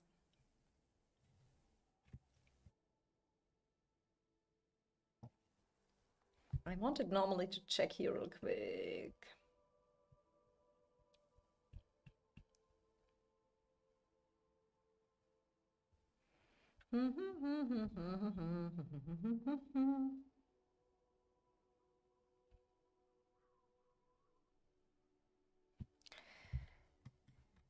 So, guys, here it is. One BXS is going here. That is the part where it's just so hard to show. NW already backed up their builders, right? Here we go again. Right now, Sweet 18 billion, servers 320. I have to write that down for me because I wanted to check something. I think 18 billion is a good size. 18 billion is really good size.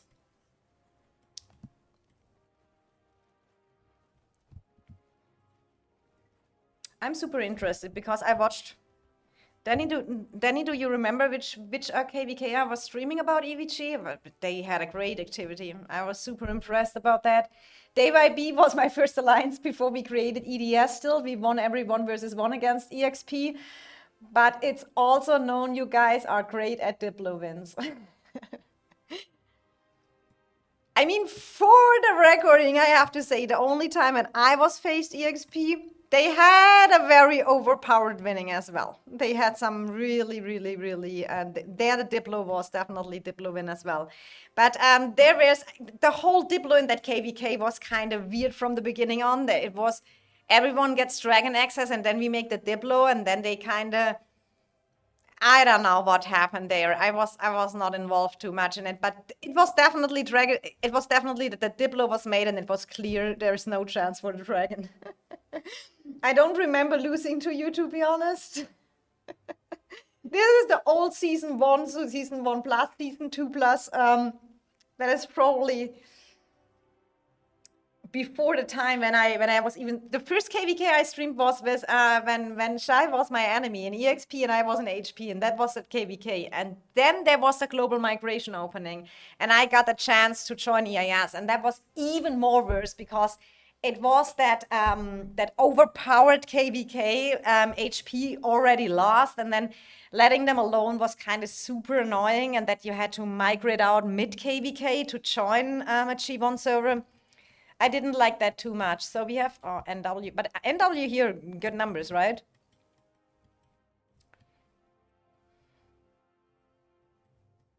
We need to see when the next Bastion fight's going on.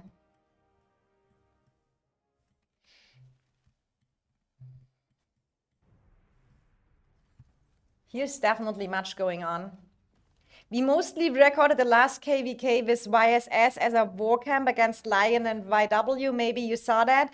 I think we didn't record stuff last season, sadly. Okay. I mean, I think I saw that with Lion and YW. I definitely saw that. And with YSS, etc. I think that is the one I streamed, Danny, right? I think I was streaming the Zone 2 or Zone 3 or something like that. That was definitely a good one. But also, when I remember correct, I mean, YSS was great. And I think that YW and so they did a really good job. Even if they kind of lost the zone, when I remember correct, they still defended very well and had a good amount of numbers as well. If my memory is still correct, right?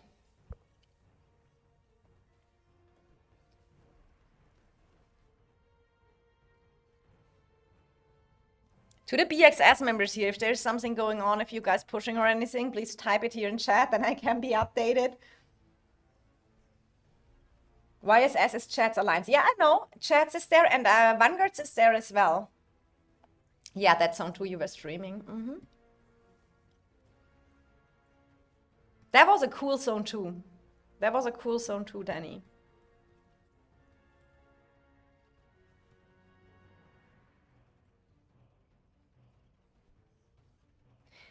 I'm still worried a little bit now about the new season. After I saw that, what Shai sent me with the map, how it will look like. I really hope we get some good KVKs. I really hope we get some good Dragon Zones. If it's only AB versus AB, it is so easy that a KVK gets messed up and boring.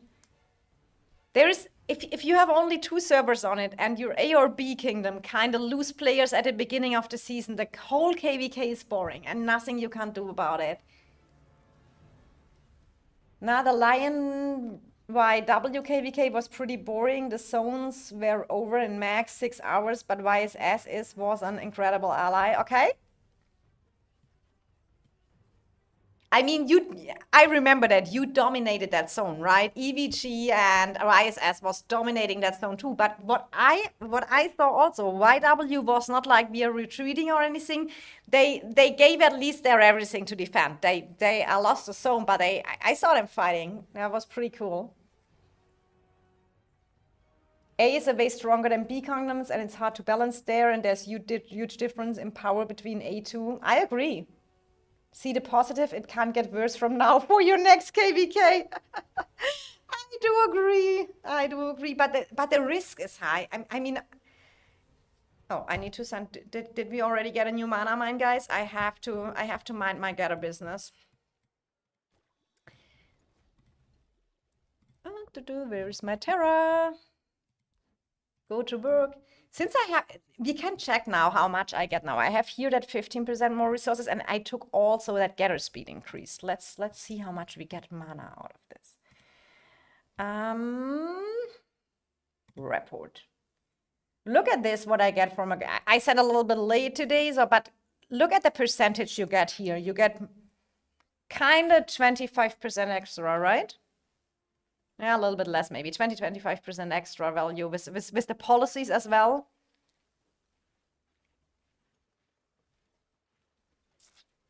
There's good mana. I had also to farm gems, guys. As a low spender, you need to farm gems every week. The 1K gems for free. You can't miss that.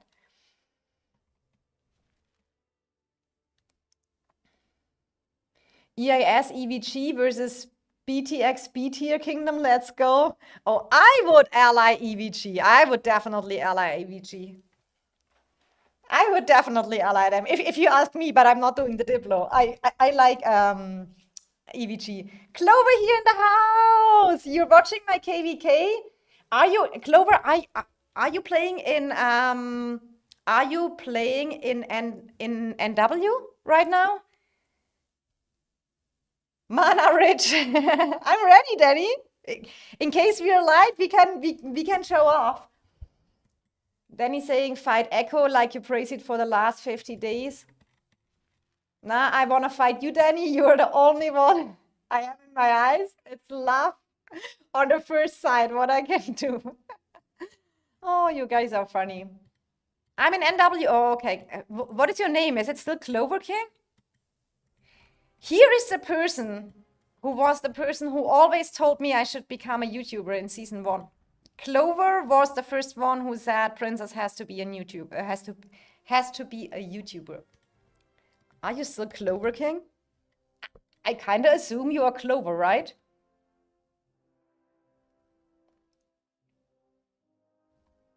Is this Clover? Are you also the Arise? Maybe is that the Arise from I think Clover is not has not the time to do so many memes.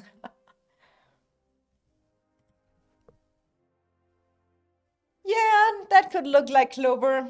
He had a lot of offline seasons because I think it was school and everything. In case we ally, you have to share me your Getter talents. Oh. I mean, honestly, I would EVG, I would directly ally. Arise from HP. Oh, was Arise in HP the tag at the end?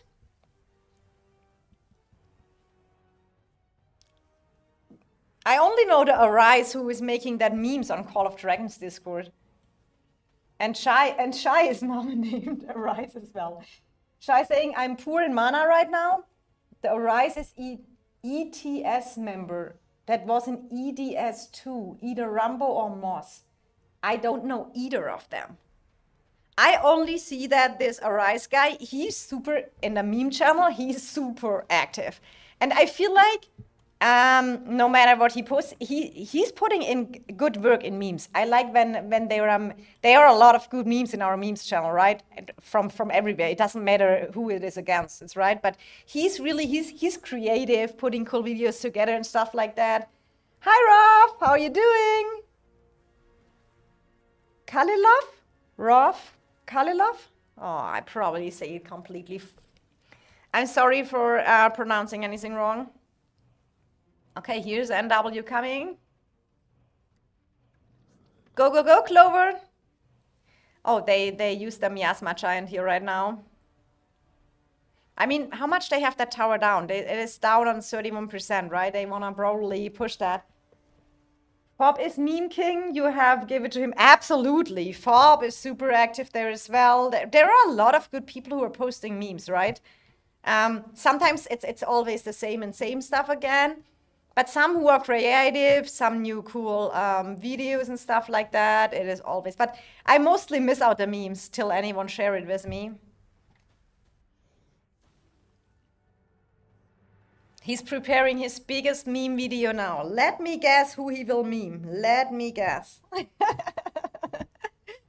Let me guess. I admit the people who put so much time in memes and everything, I would not have neither my time or anything for that. Especially when you have to do it during fighting. I mean, now everyone has time on our KVK, but when you have normally fighting intense KVKs, I don't know how people have time to prepare super time intense memes beside.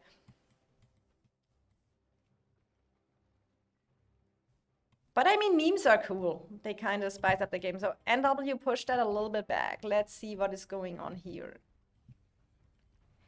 KOD want to push that tower. SW don't want to push them that tower. Danny Princess next meme queen. Hell no. I stay. I feel like my fun.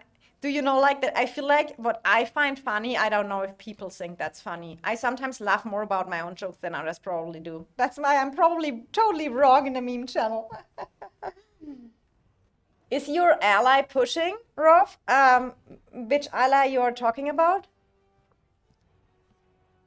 I'm fine, thank you. And you, just Rolf, is enough? Okay, you're probably only person which I'm coming to watch. Oh my God, that's so cute of you. Appreciate you have you here, Rolf. I do appreciate it. Much love to you. Arise got information that only old ETS players will know. I don't even know ETS. Why I said it's Rambo or Moss, but could be friends of them too. Interesting. The Arise miracle. But you have to give him that no one knows who he is. It's kind of cool as well. I mean, I don't know where is the... We all know he's memeing one stop at BTX, but does it came from BTR or from EXP? That is what I'm not... I didn't see that.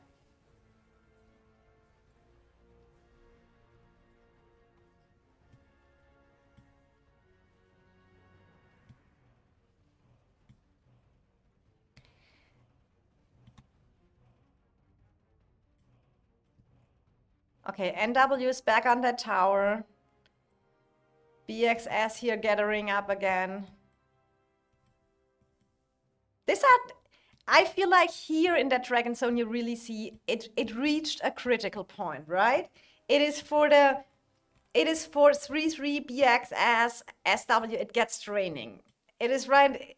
The others gained already more power on the plateau and they are really playing, they are really pushing here. NW trying to get here some towers down. KOD is pushing over here. Let me check. IW is... They were pushing, yeah. IW is pushing here to 3-3. So it is rough. It is rough. And the less territory you have on the plateau, the less short refreshes you have. So that is kind of a critical point where I would... This is a red-pink situation for this realliance, definitely, to get... But I feel it's also very hard on the Dragon Plateau to prepare a defense if the people are still, if the enemies are still on the plateau. When they are down, it's easy to secure with the bastions.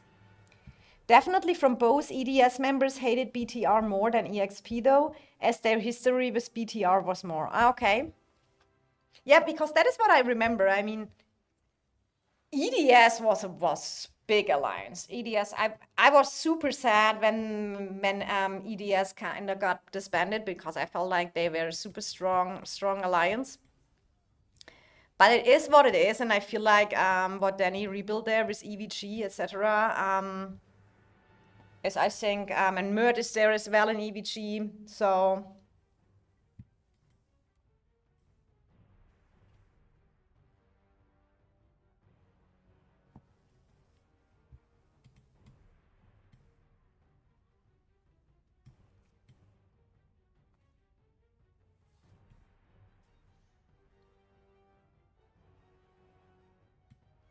I went drinking from sadness when EDS disbanded.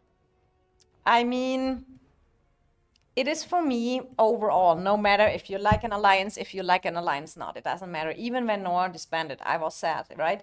Noir did the kind of issue that they went into too many. They were the strongest alliance in the game and then took easy matchups, which was easy to win, and the people kind of got bored, right?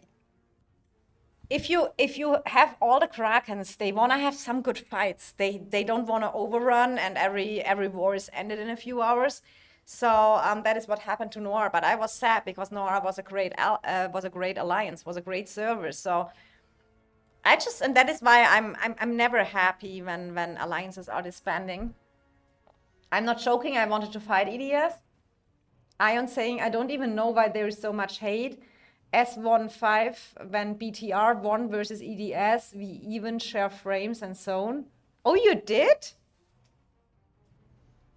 So maybe it's a love-hate relationship because one you were together and one hate is a big word for a game. It was a rivalry, nothing more.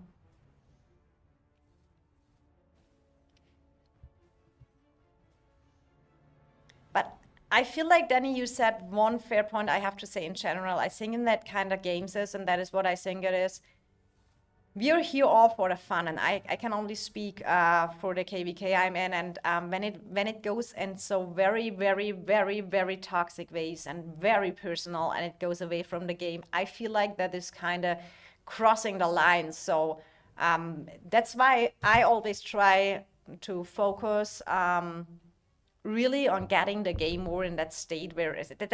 That's why I just hope some matchups don't happen, that we can just have some good fights, some good talks. It is totally fine, people bantering each other and kind of, yeah, when you're enemies, yeah, we will, that is totally fine, meme each other, that is totally part of the game. But at the end, it is still a game, and we're here to have a good time. So NW and KOD kind of pushed SW together, but now they come to a state where they probably attack each other as well, and they have BXS coming here from the bottom. Though EDS was huge, centered around Predat, so when he quit, it wasn't the same in EDS. I mean, Predat, I did an interview on my channel with Predat and Mert, and I felt like EDS was really in a good state at that moment, right? I felt the leadership was cool there, and I felt also like the combination of Predat and Mert came to me over as a very good leadership and as a very experienced leadership. I think it's just a few toxic people from each side, not all. S1 Plus was really fun, like a months-long war between BTR and EDS, as I remember. This is exactly what I'm saying. It is, you have always, and I think every alliance has that few toxic players. But I feel like when it gets really to a point where it's crossing lines and going into personal insults and into even worse stuff, then there is a point where leadership, in my opinion, is also responsible, kind of stop in taking the people back who kind of overdo it, right? You can say your alliance is bad, this is bad, you have a bad leadership, everything is, your fighting skills are not there, or something like this. But keep the talking fighting related. That is my biggest vision, the future of the game. I don't mind banter as long as it's limited. Trust me, a lot of people of EDS I still like, and actually a really good people like Mert. And Mert is super nice person. He's so chilled. He's a calm, humble person. That's why I think that with EVG they build up there, I think that has good potential. BXS here is clearing up NW and KOD now. They pushed it way too far back, right? They pushed it way too far all through the SW territory here. Now, now KOD is coming here again, and that's, guys, that is a pure mess here in that KVK. It's even hard to keep up as a streamer. He's old AF. Of course he's chilled. Oh my God, Danny. But he's really, you need that kind of, you need balanced situations also in a leadership. You need the kind of the rough personalities, the kind of, how can I tell that in a nice way? I feel like always, and that is just my personal opinion, a little bit dictatorship, a healthy dictatorship is also good in an alliance from leadership, because if everyone just does what he wants and there are no requirements, everyone can run around like they want, that's never an alliance I would like to play. So a little bit dictatorship, rules, requirements are, in my opinion, to play very competitive, are the key to success. And then a good balanced leadership with some different personalities, and then you're cooking.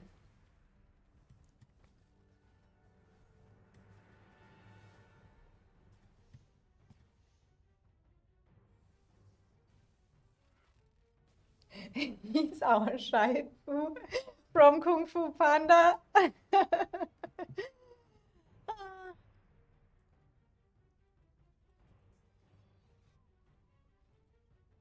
I mean, I would say when I go from EIS leadership, who are the chilled persons there? I think it's Humble Pie and Egga. I think they are the calm persons in the EIS leadership a little bit.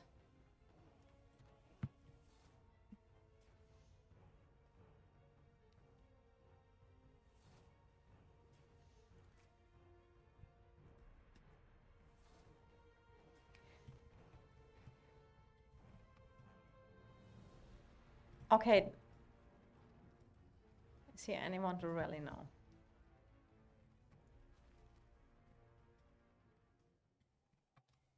I mean, this tower is 30, still some time here. That tower is tricky to destroy. But KD is building here again.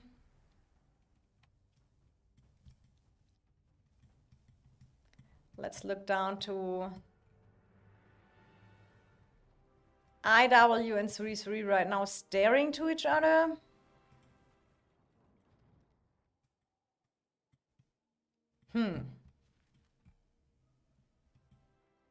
Oh, because IW now came up a little bit more here. Maybe will we see a Bastion rally again?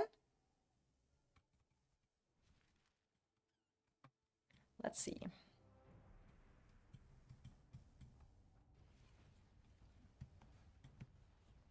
I heard you guys went kicking people 3 days ago. Are you talking about EIS, Shai? I mean, we have in EIS, we have some requirements because you have to see a little bit how is EIS built, how is EIS, how is the mentality of EIS, and I would say EIS is kind of like, EIS is a alliance existing from season 1. Darkest leaders in season 1, and a lot of the leadership are still the same, and a lot of the core members from season 1 are still playing in EIS. And they got new members, etc. And the way EIS is built is that EIS was never the kind of, we had, at least since I'm in EIS, we had never the most Krakens and the most whales in our alliance. EIS is built off a team which full of degens, and here is the team effort more important because for sure we have some whales and Krakens who do more than a normal low mid-power player. But we have not the amount of Krakens like other alliances have, right? But we are faced at other alliances like Echo, for example, etc. They have way more Krakens and big power players. So the way kind of EIS is built is like that we rely on that our members are degens and are in the field, bring in the activity, fully participate, because we can only make a good job when we perform well as a team. And I mean, this season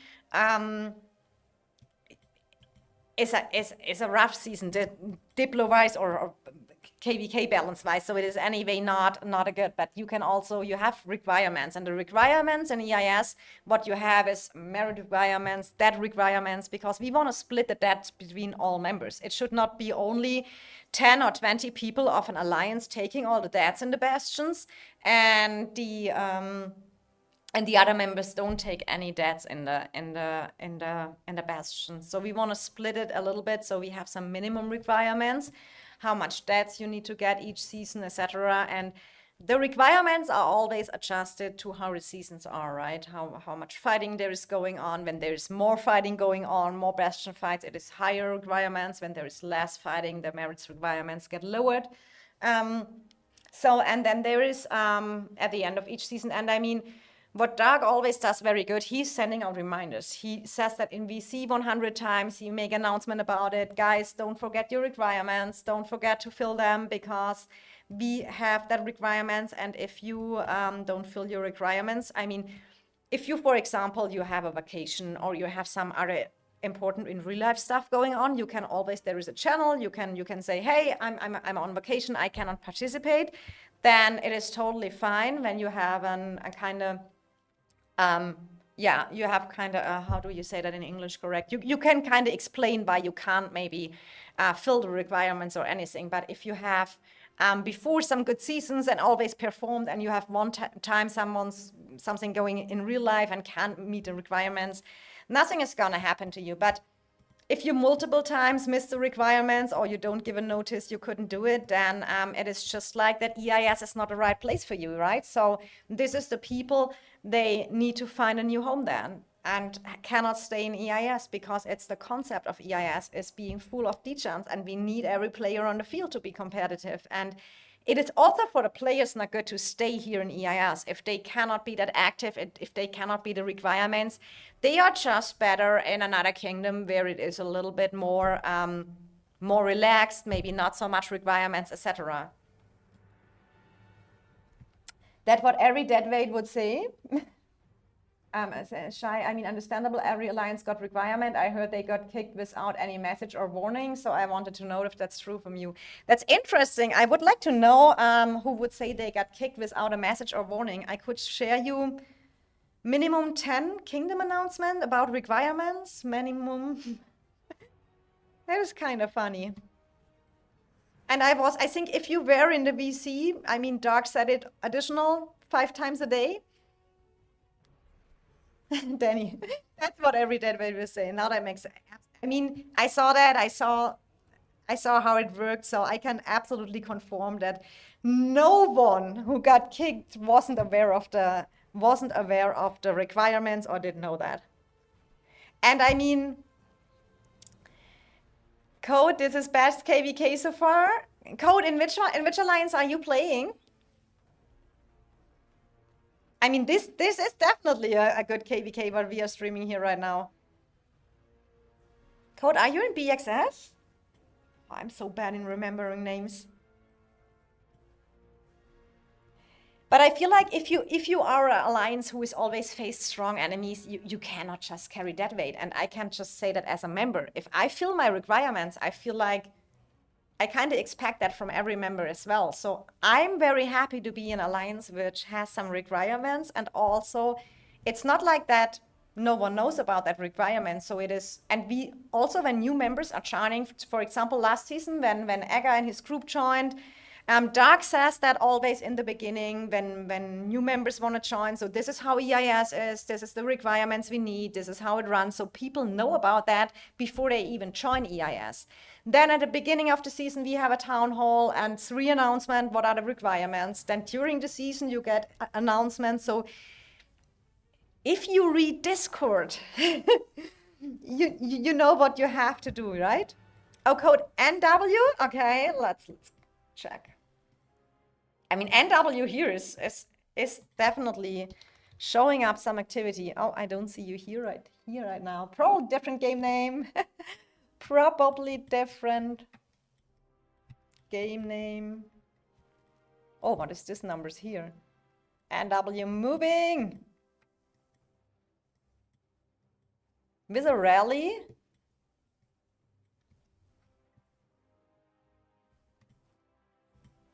To BXS.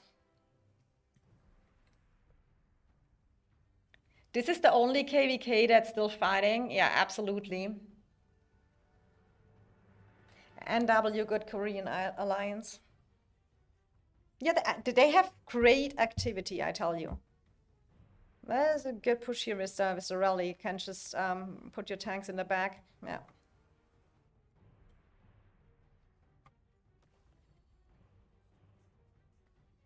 I have a different name. Okay, Code.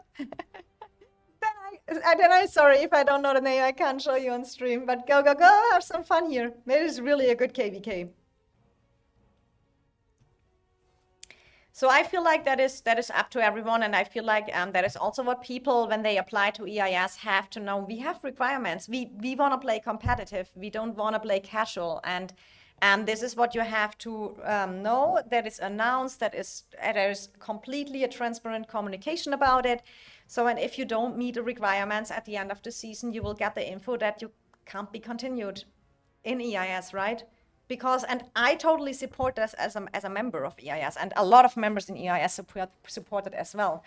No one want to fight with people who who don't contribute to the Bastion fights and say, I'm getting 0 deaths a season or 5k deaths, right? So that is what it is. Also, for example, we have still some who hasn't unlocked the T5 infantry. They have not to fill the bastions and they have not to make the requirements. There is for sure exception depending on your account level, but we have not many people left who don't have T5 infantry. So the moment you have unlocked T5, you have to fill the bastion as every member has to do. So I feel that is a very fair system, and it's definitely a lot of communication. It is, what I'm also so surprised is how people come to the idea and say, I heard they were kicked without having and getting a message or anything. It is impressive how people spin the things. That is seriously impressive.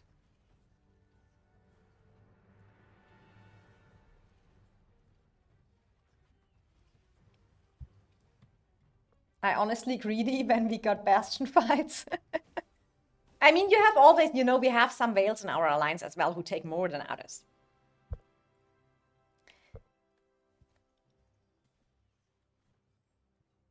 For the merit, I mean, I feel my requirements. I'm at a point right now where after I pushed my great heights, I do not care so much anymore either. But for now, I can only go for the requirements because right now I cannot rebuild them so much. So I still need to have some good amount of troops.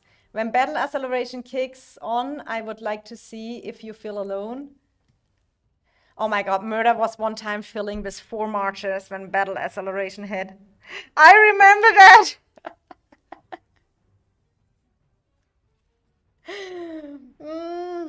I mean, that is really crazy there, and I think that is not so kind of.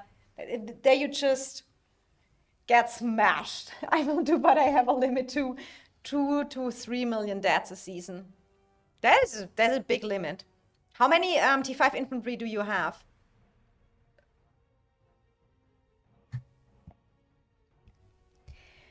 Code saying IW, SW are one of the craziest active alliances. I think here everyone is doing a pretty good job, right?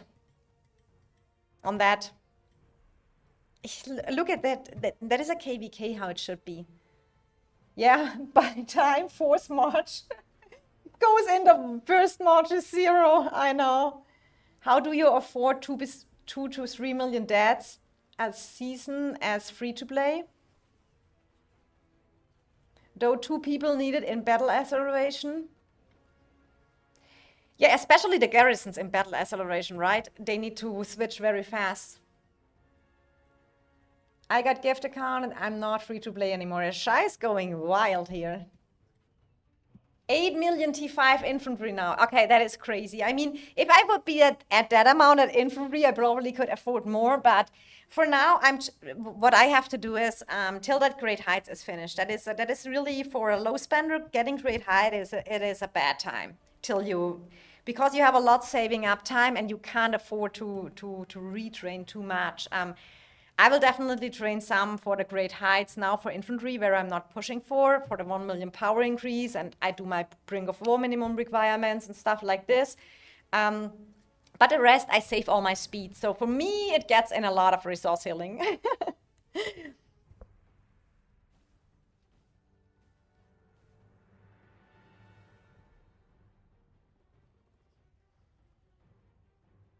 I do spend as a low mid spender. So Shai, are we kind of probably same spender level right now? Code around 30 million dead so far to 3-3 IW Bastion fights. If you have some good reports as well, Code, you can send me. Fenrir from BXS shared me some reports earlier. So if you have some good reports, feel free to send it to me in DM. So my name is just Princess. You can, via the search Lord function, you can just type in Princess and you will find me. So if you have a good report, can please send it to me. I'm just using the account I have till I reach 4 million info. Yeah, about 1 million or so would be limit to break even.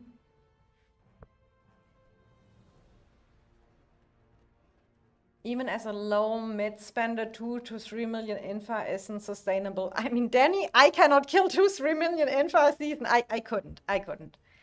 But so, and the next point is the EIS requirement. It is not that you have to take 1 million death troops, right? It is the requirements to joining to staying in EIS and filling the bastion is 200k deaths each season, and I feel like 200k deaths is achievable and makeable for every player. And it is also that before people join EIS, they get the info about it through the whole season. That is always communicated. So if you don't do it and ignore all the announcements and warnings about it and then complain after you get kicked, that is, in my opinion, the worst you can do.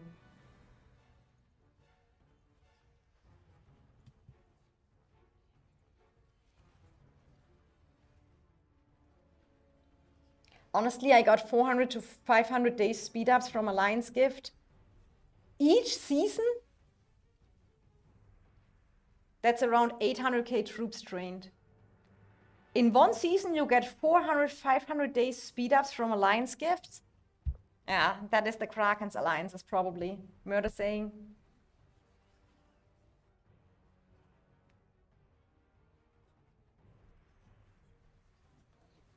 You mean 1 million would be the limit to break even, Murder saying, for a low spender, right? That you, okay.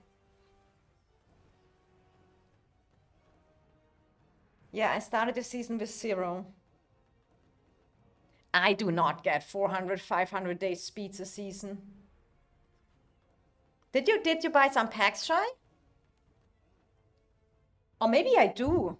I think 400, yeah. I think 350 days could be the case. I agree. Because I think I had, let me do my math. I cannot show my numbers here, but I feel like you are right. Yeah, yeah. Yes, you do, Princess. Yeah, you're right. But I think 400, I think it's not. I don't get 500. 400. Once you enter first competitive KVK, you will see it's not going well. But you need the mana and the resources heal ability to train that. And then in that point, you are really right.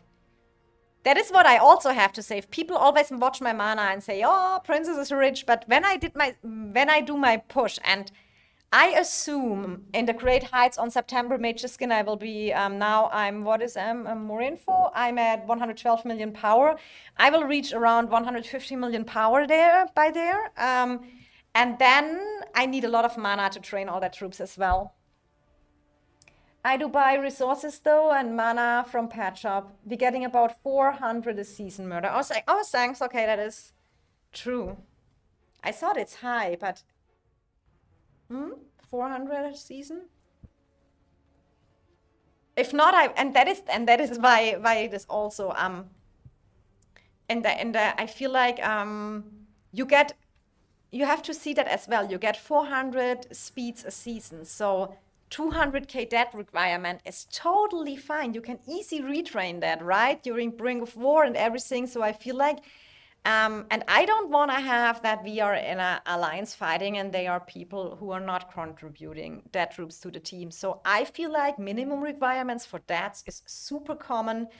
And which alliance don't have that requirements are, in my opinion, I mean, if they have all the members taken the deaths, it is fine. Or if the Whales and Kraken say we carry everyone, it's also fine. But I feel like in the concept, like being not a whole Kraken alliance, I feel like it should definitely be requirements there. And I feel like that is the way the game will go for the competitive alliances, in my opinion, personally.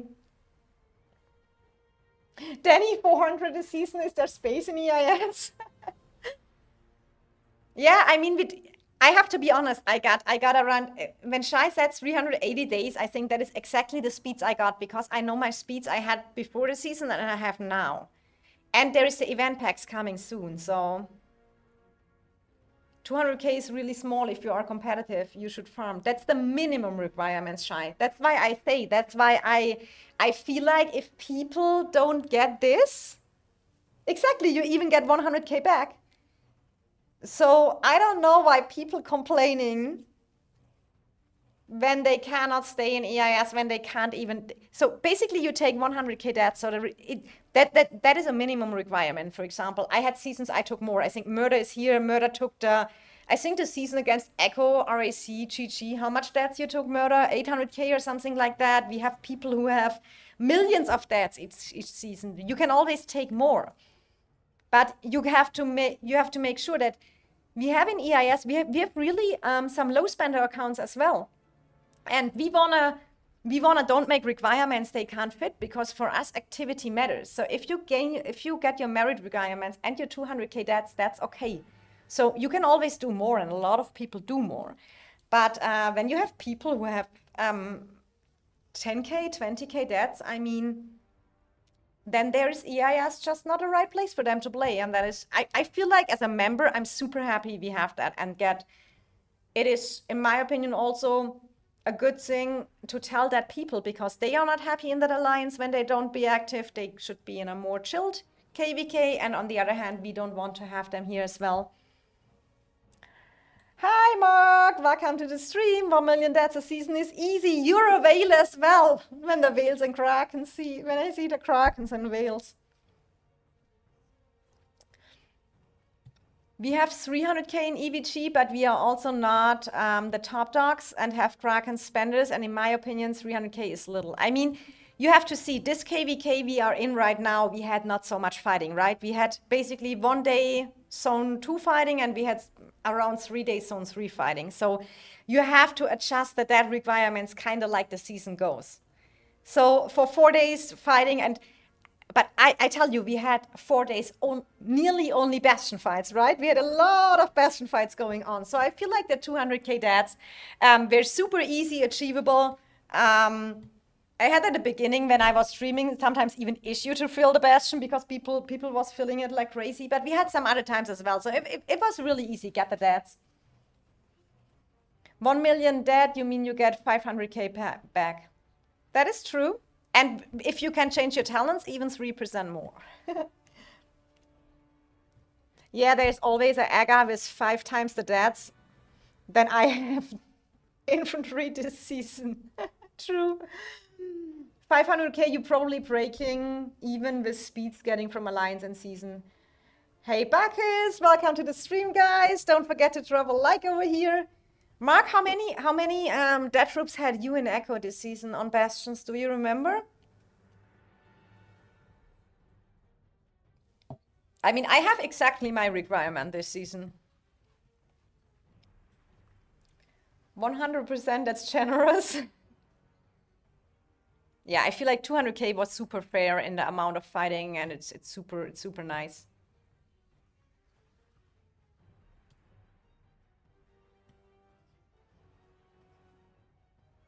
I'm over 1 million deaths, for sure you are. I feel like as a whale or Kraken, I think our whales and Krakens are all around that number as well with 1 million deaths. I mean, when you ask DSR, Bebek, Humble, Aga, Dark, etc., they have all a lot of deaths. And we only fight it 4 days in that KVK. It would be probably more. Do you have unlocked the SVIP mark also? Probably. Hopes are high. The Bastion changes will soften the death troops a bit for everyone. I feel like, I mean, death troops are kind of, at one point they have to add that it is kind of not, I mean, otherwise where goes the power of every account? For me, it is just, the issue with the Bastion I don't have with the death troops. The issue with the Bastion is that we like open field wars like this, right? And when I look back at our fighting this zone, it was like choke Bastion War, choke Bastion War, choke Bastion War. That is all. And when I look back the last KVK, when we wanted to break out in the bottom part of the Dragon map, Bastion, Bastion, Bastion. It is kind of like it is more a Call of Bastion than a Call of Dragons. And I hope we get more this open field fighting, this pushing back, and not too many only Bastion fight. They are way too powerful to secure territory and stuff like this. Very quick and easy to get when you have 2-3 days of Bastion fighting. Yes, you have the SVIP. I totally agree, Mark. That is why I feel like it was totally the right call when people don't give a notice that they are away and they don't meeting the debt requirements. That we want to keep our server healthy with active degen people who help us to fight and also contribute their part to the team. Nobody cares about the deaths from Bastion. It just stops the fighting and makes the gameplay boring. I 100% agree with that, Marcus. That is probably what kind of shorter what I wanted to say in my English. That is exactly the fighting is the issue. They removed barricades and put bastions. SVIPs, okay, I would say it is that give you 10k more troops in marches. Yeah, so the SVIP give you 10% attack badge buff, 5% march size. So I think you get 15k more march size. 3%. It is 5% more march size to 300k, right? Something like that. You get elixir production speed, resourcing cost reduction. So it is some good buffs right there. And you can get a little bit easier access to war pet warrants, to regens. You can buy additional packs for pet fruits and regens. I feel like it is definitely okay as well. Oh, 310k march? Ah, okay. Ah, okay, guys. Thanks for the info. Isn't it 5%?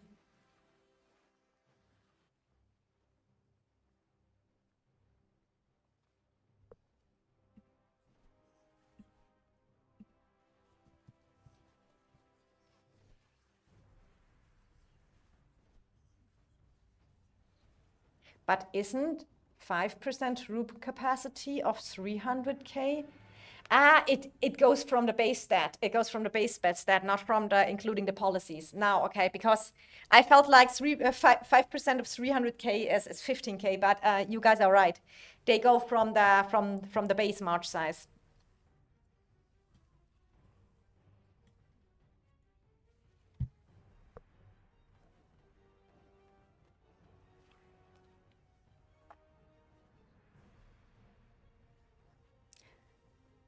Yeah.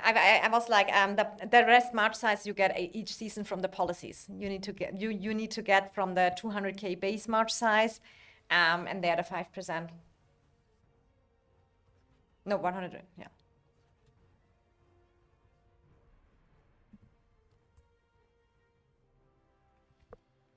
And additional, the other 100k are coming then from the policies. More deaths between BTX and SSG and EIS Echo. Sorry, Echo.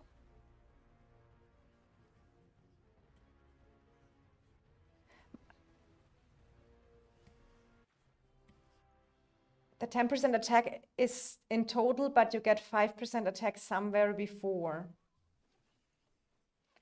Ah, so it's not additional 10%, Danny? Ah, okay, that is interesting to know. So it's basically only, oh, you are so right. So we get 5% capacity, 5% resource heal, 5% elixir, and 5% more attack. I need to put a comment on my video. You are super right. Ah, you are super. I think no one had kept that in mind anymore because we have VIP 15 since so long. Thanks, Danny. That helps me a lot. I haven't watched it that way. You all forgot special effect on marches on field, Nagao. Yeah, you get that special. I mean, when we go in and out, we see it really quick. Then all the fires are coming up. Look here, but that is only cosmetics that don't give you any buff, right? You have a cool cosmetic effect over here, but that don't give you any buffs. And the 200 CP, Shai mentioned, yeah, 200 CP gonna be a bit OP too. That's more Darkling at the start of a season. It's definitely, but honestly, I mean, the Veils pay so much money that you reach that SVIP level. Do you have to spend so many money? So I feel like that is fair. That is my opinion to that. If I would have to see some middle steps before they make the gap from 1 million to 4 million, I would have liked to see that, more VIP levels in between, to reach the stuff step by step. That is my only plus I would add there. But between that, I feel like the whales in every other game. I was VIP 15 as a low spender. And this is not, that feels not right. That a whales and Kraken who spent so many more than me have the same VIP level. So I feel that is only just fair.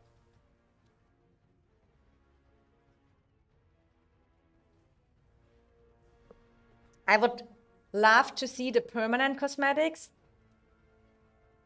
I mean, I feel like we have so many lags. I mean, even in our season, I mean, Shai, I don't know how it was on your side of the map, but I feel like when we fighted Echo, it was super laggy. And what do you think happens with that March effect? It gets even more laggy. In an older game I played, whenever we had strong server wars, we all removed our cosmetics because cosmetics made the game more laggy. Every cosmetic other than the March effect feels like a $2 job. I honestly, I kind of feel the same. Do we have a reference of where do we have who has that stuff maybe here? I feel like the I feel like the template is not very pretty as well. I have to agree. But the March effect with that fire thing looks cool. SSG was really laggy, I saying. So it was same experience for me. And I feel like, what do you think that March effect causes on the field? It makes it even more laggy, right? More cosmetics is always more lag. So what I was going to say, in my old game in SVS, all members played without any cosmetics which don't had any buff because you wanted less lag, right? It's like $30K to reach the VIP. Yeah, Danny. I kind of mentioned that earlier. I had a talk with Shai a little bit about the money, and we said, yeah. So I think minimum $30K dollars you have to spend on the game, plus maybe be in a good alliance, or maybe it's even possible if you are a mid spender and are at a good alliance with a lot of goldies by time. Yes, and play maybe. It depends also on your login days, everything. If it's permanent, you get the same problem, people complaining they can't use VIP points for anything. And I do expect they will probably add in future. I don't know how it is in Rise of Kingdoms. I never played that, but I kind of, when I remember it correctly from Chisco made a video about that, there are coming more March effects in future, right? And more different profile decorations, rally set decorations, so the people can get the cosmetics there. I personally, I'm not a fan big of cosmetics. I would rather like they put in March effects, and the March effects give you a little bit attack buff. It has not to be 5% or something like that, but even if it's 0.5% and you can get them through some event or anything else, I would have liked that. But I think there I'm a little bit alone. People like cosmetics without buffs. I do like cosmetic with buffs. I don't know why, and I say that as a low spender. I know I will not have all, but then I can wait till there's a cool one coming out, and I feel like it is cool have some buffs from there as well. Don't say cost on SVIP. My alt almost has it also. Mark, oh my god! That is crazy. I'm only halfway there. I'm at 2 million. So, when will Princess reach SVIP? Probably never. Mm.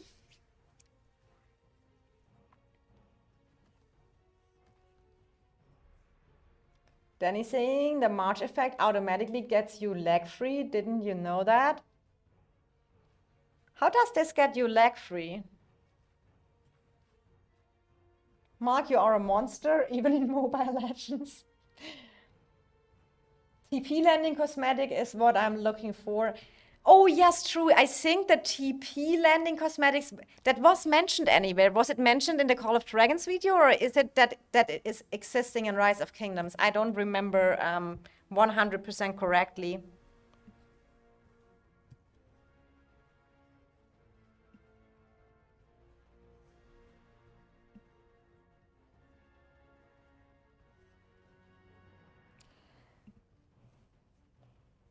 Guys, don't forget to drop a like here on the stream. We are already, oh my God, we are already at 3 hours again. I need to enjoy a little bit outside the summertime, guys. I am sorry.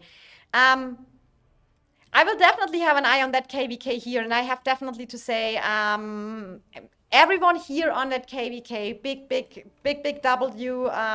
This Dragon Zone looks amazing.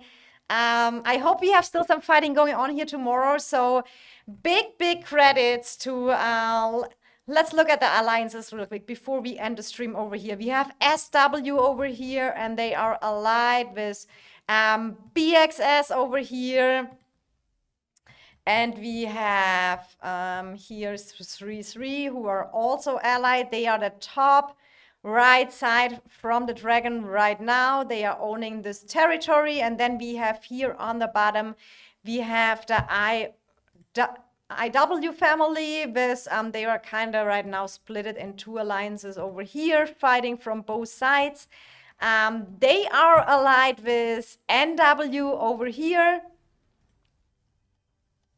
Never Fall Warriors, and they are also allied with KOD, with half their shell over here and fighting from here. So I wish you still good luck, guys, everyone, on that KVK. A lot of fun, a lot of fighting. Enjoy your time. If you're still fighting tomorrow and both on the plateau, I will probably make it back and stream a little bit here. Oh, CF, hi. CF, you are still in 3-3, right? Is CF still here? CF and me played season one. Is he here? I thought did he change the lines? Or is he YY? Or I'm told, is he Y? I sometimes forget. I sometimes forget CF. But I feel like this is looking like a great KVK here, and I hope that gives us some more. Okay. Oh, I'm always missing that. 0033YY. This is confusing me. How is your KVK CF? Is 00 still G3? 00 and 33 are different, right?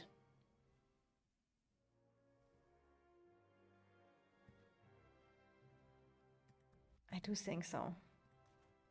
No problem, you can't keep track of everyone, but 3-3 and 00 are different, right? Oh, here is Raycloud with the beautiful March effect. For sure he has the SVIP. Finally, he made it back to the field. So I wish you most luck on that KVK. That looks amazing. We will definitely watch that. Say hi to Aga from me, please. Played with him. His old I cannot say that word. In Sun. Okay, Code. I will say hi to him. Definitely. I think he was watching a stream a little bit. I type your name down here. So I will inform him that you said hi to him. We are still fighting for the dragon even, so we captured it. Okay, interesting. CF, maybe for tomorrow when I stream again, you can send me cohorts, then we can watch that a little bit as well. So guys, please drop a like on the stream for me, subscribe to my channel if you want to support me, and turn on the bell notification. So when I come back tomorrow and look a little bit out in KVKs, we maybe see each other again. I wish you all a very nice weekend. Have a good time. It was great having everyone here. Thank you so much to everyone who joined the chat today. Yeah, see you very soon again. Happy gaming and much love from your princess.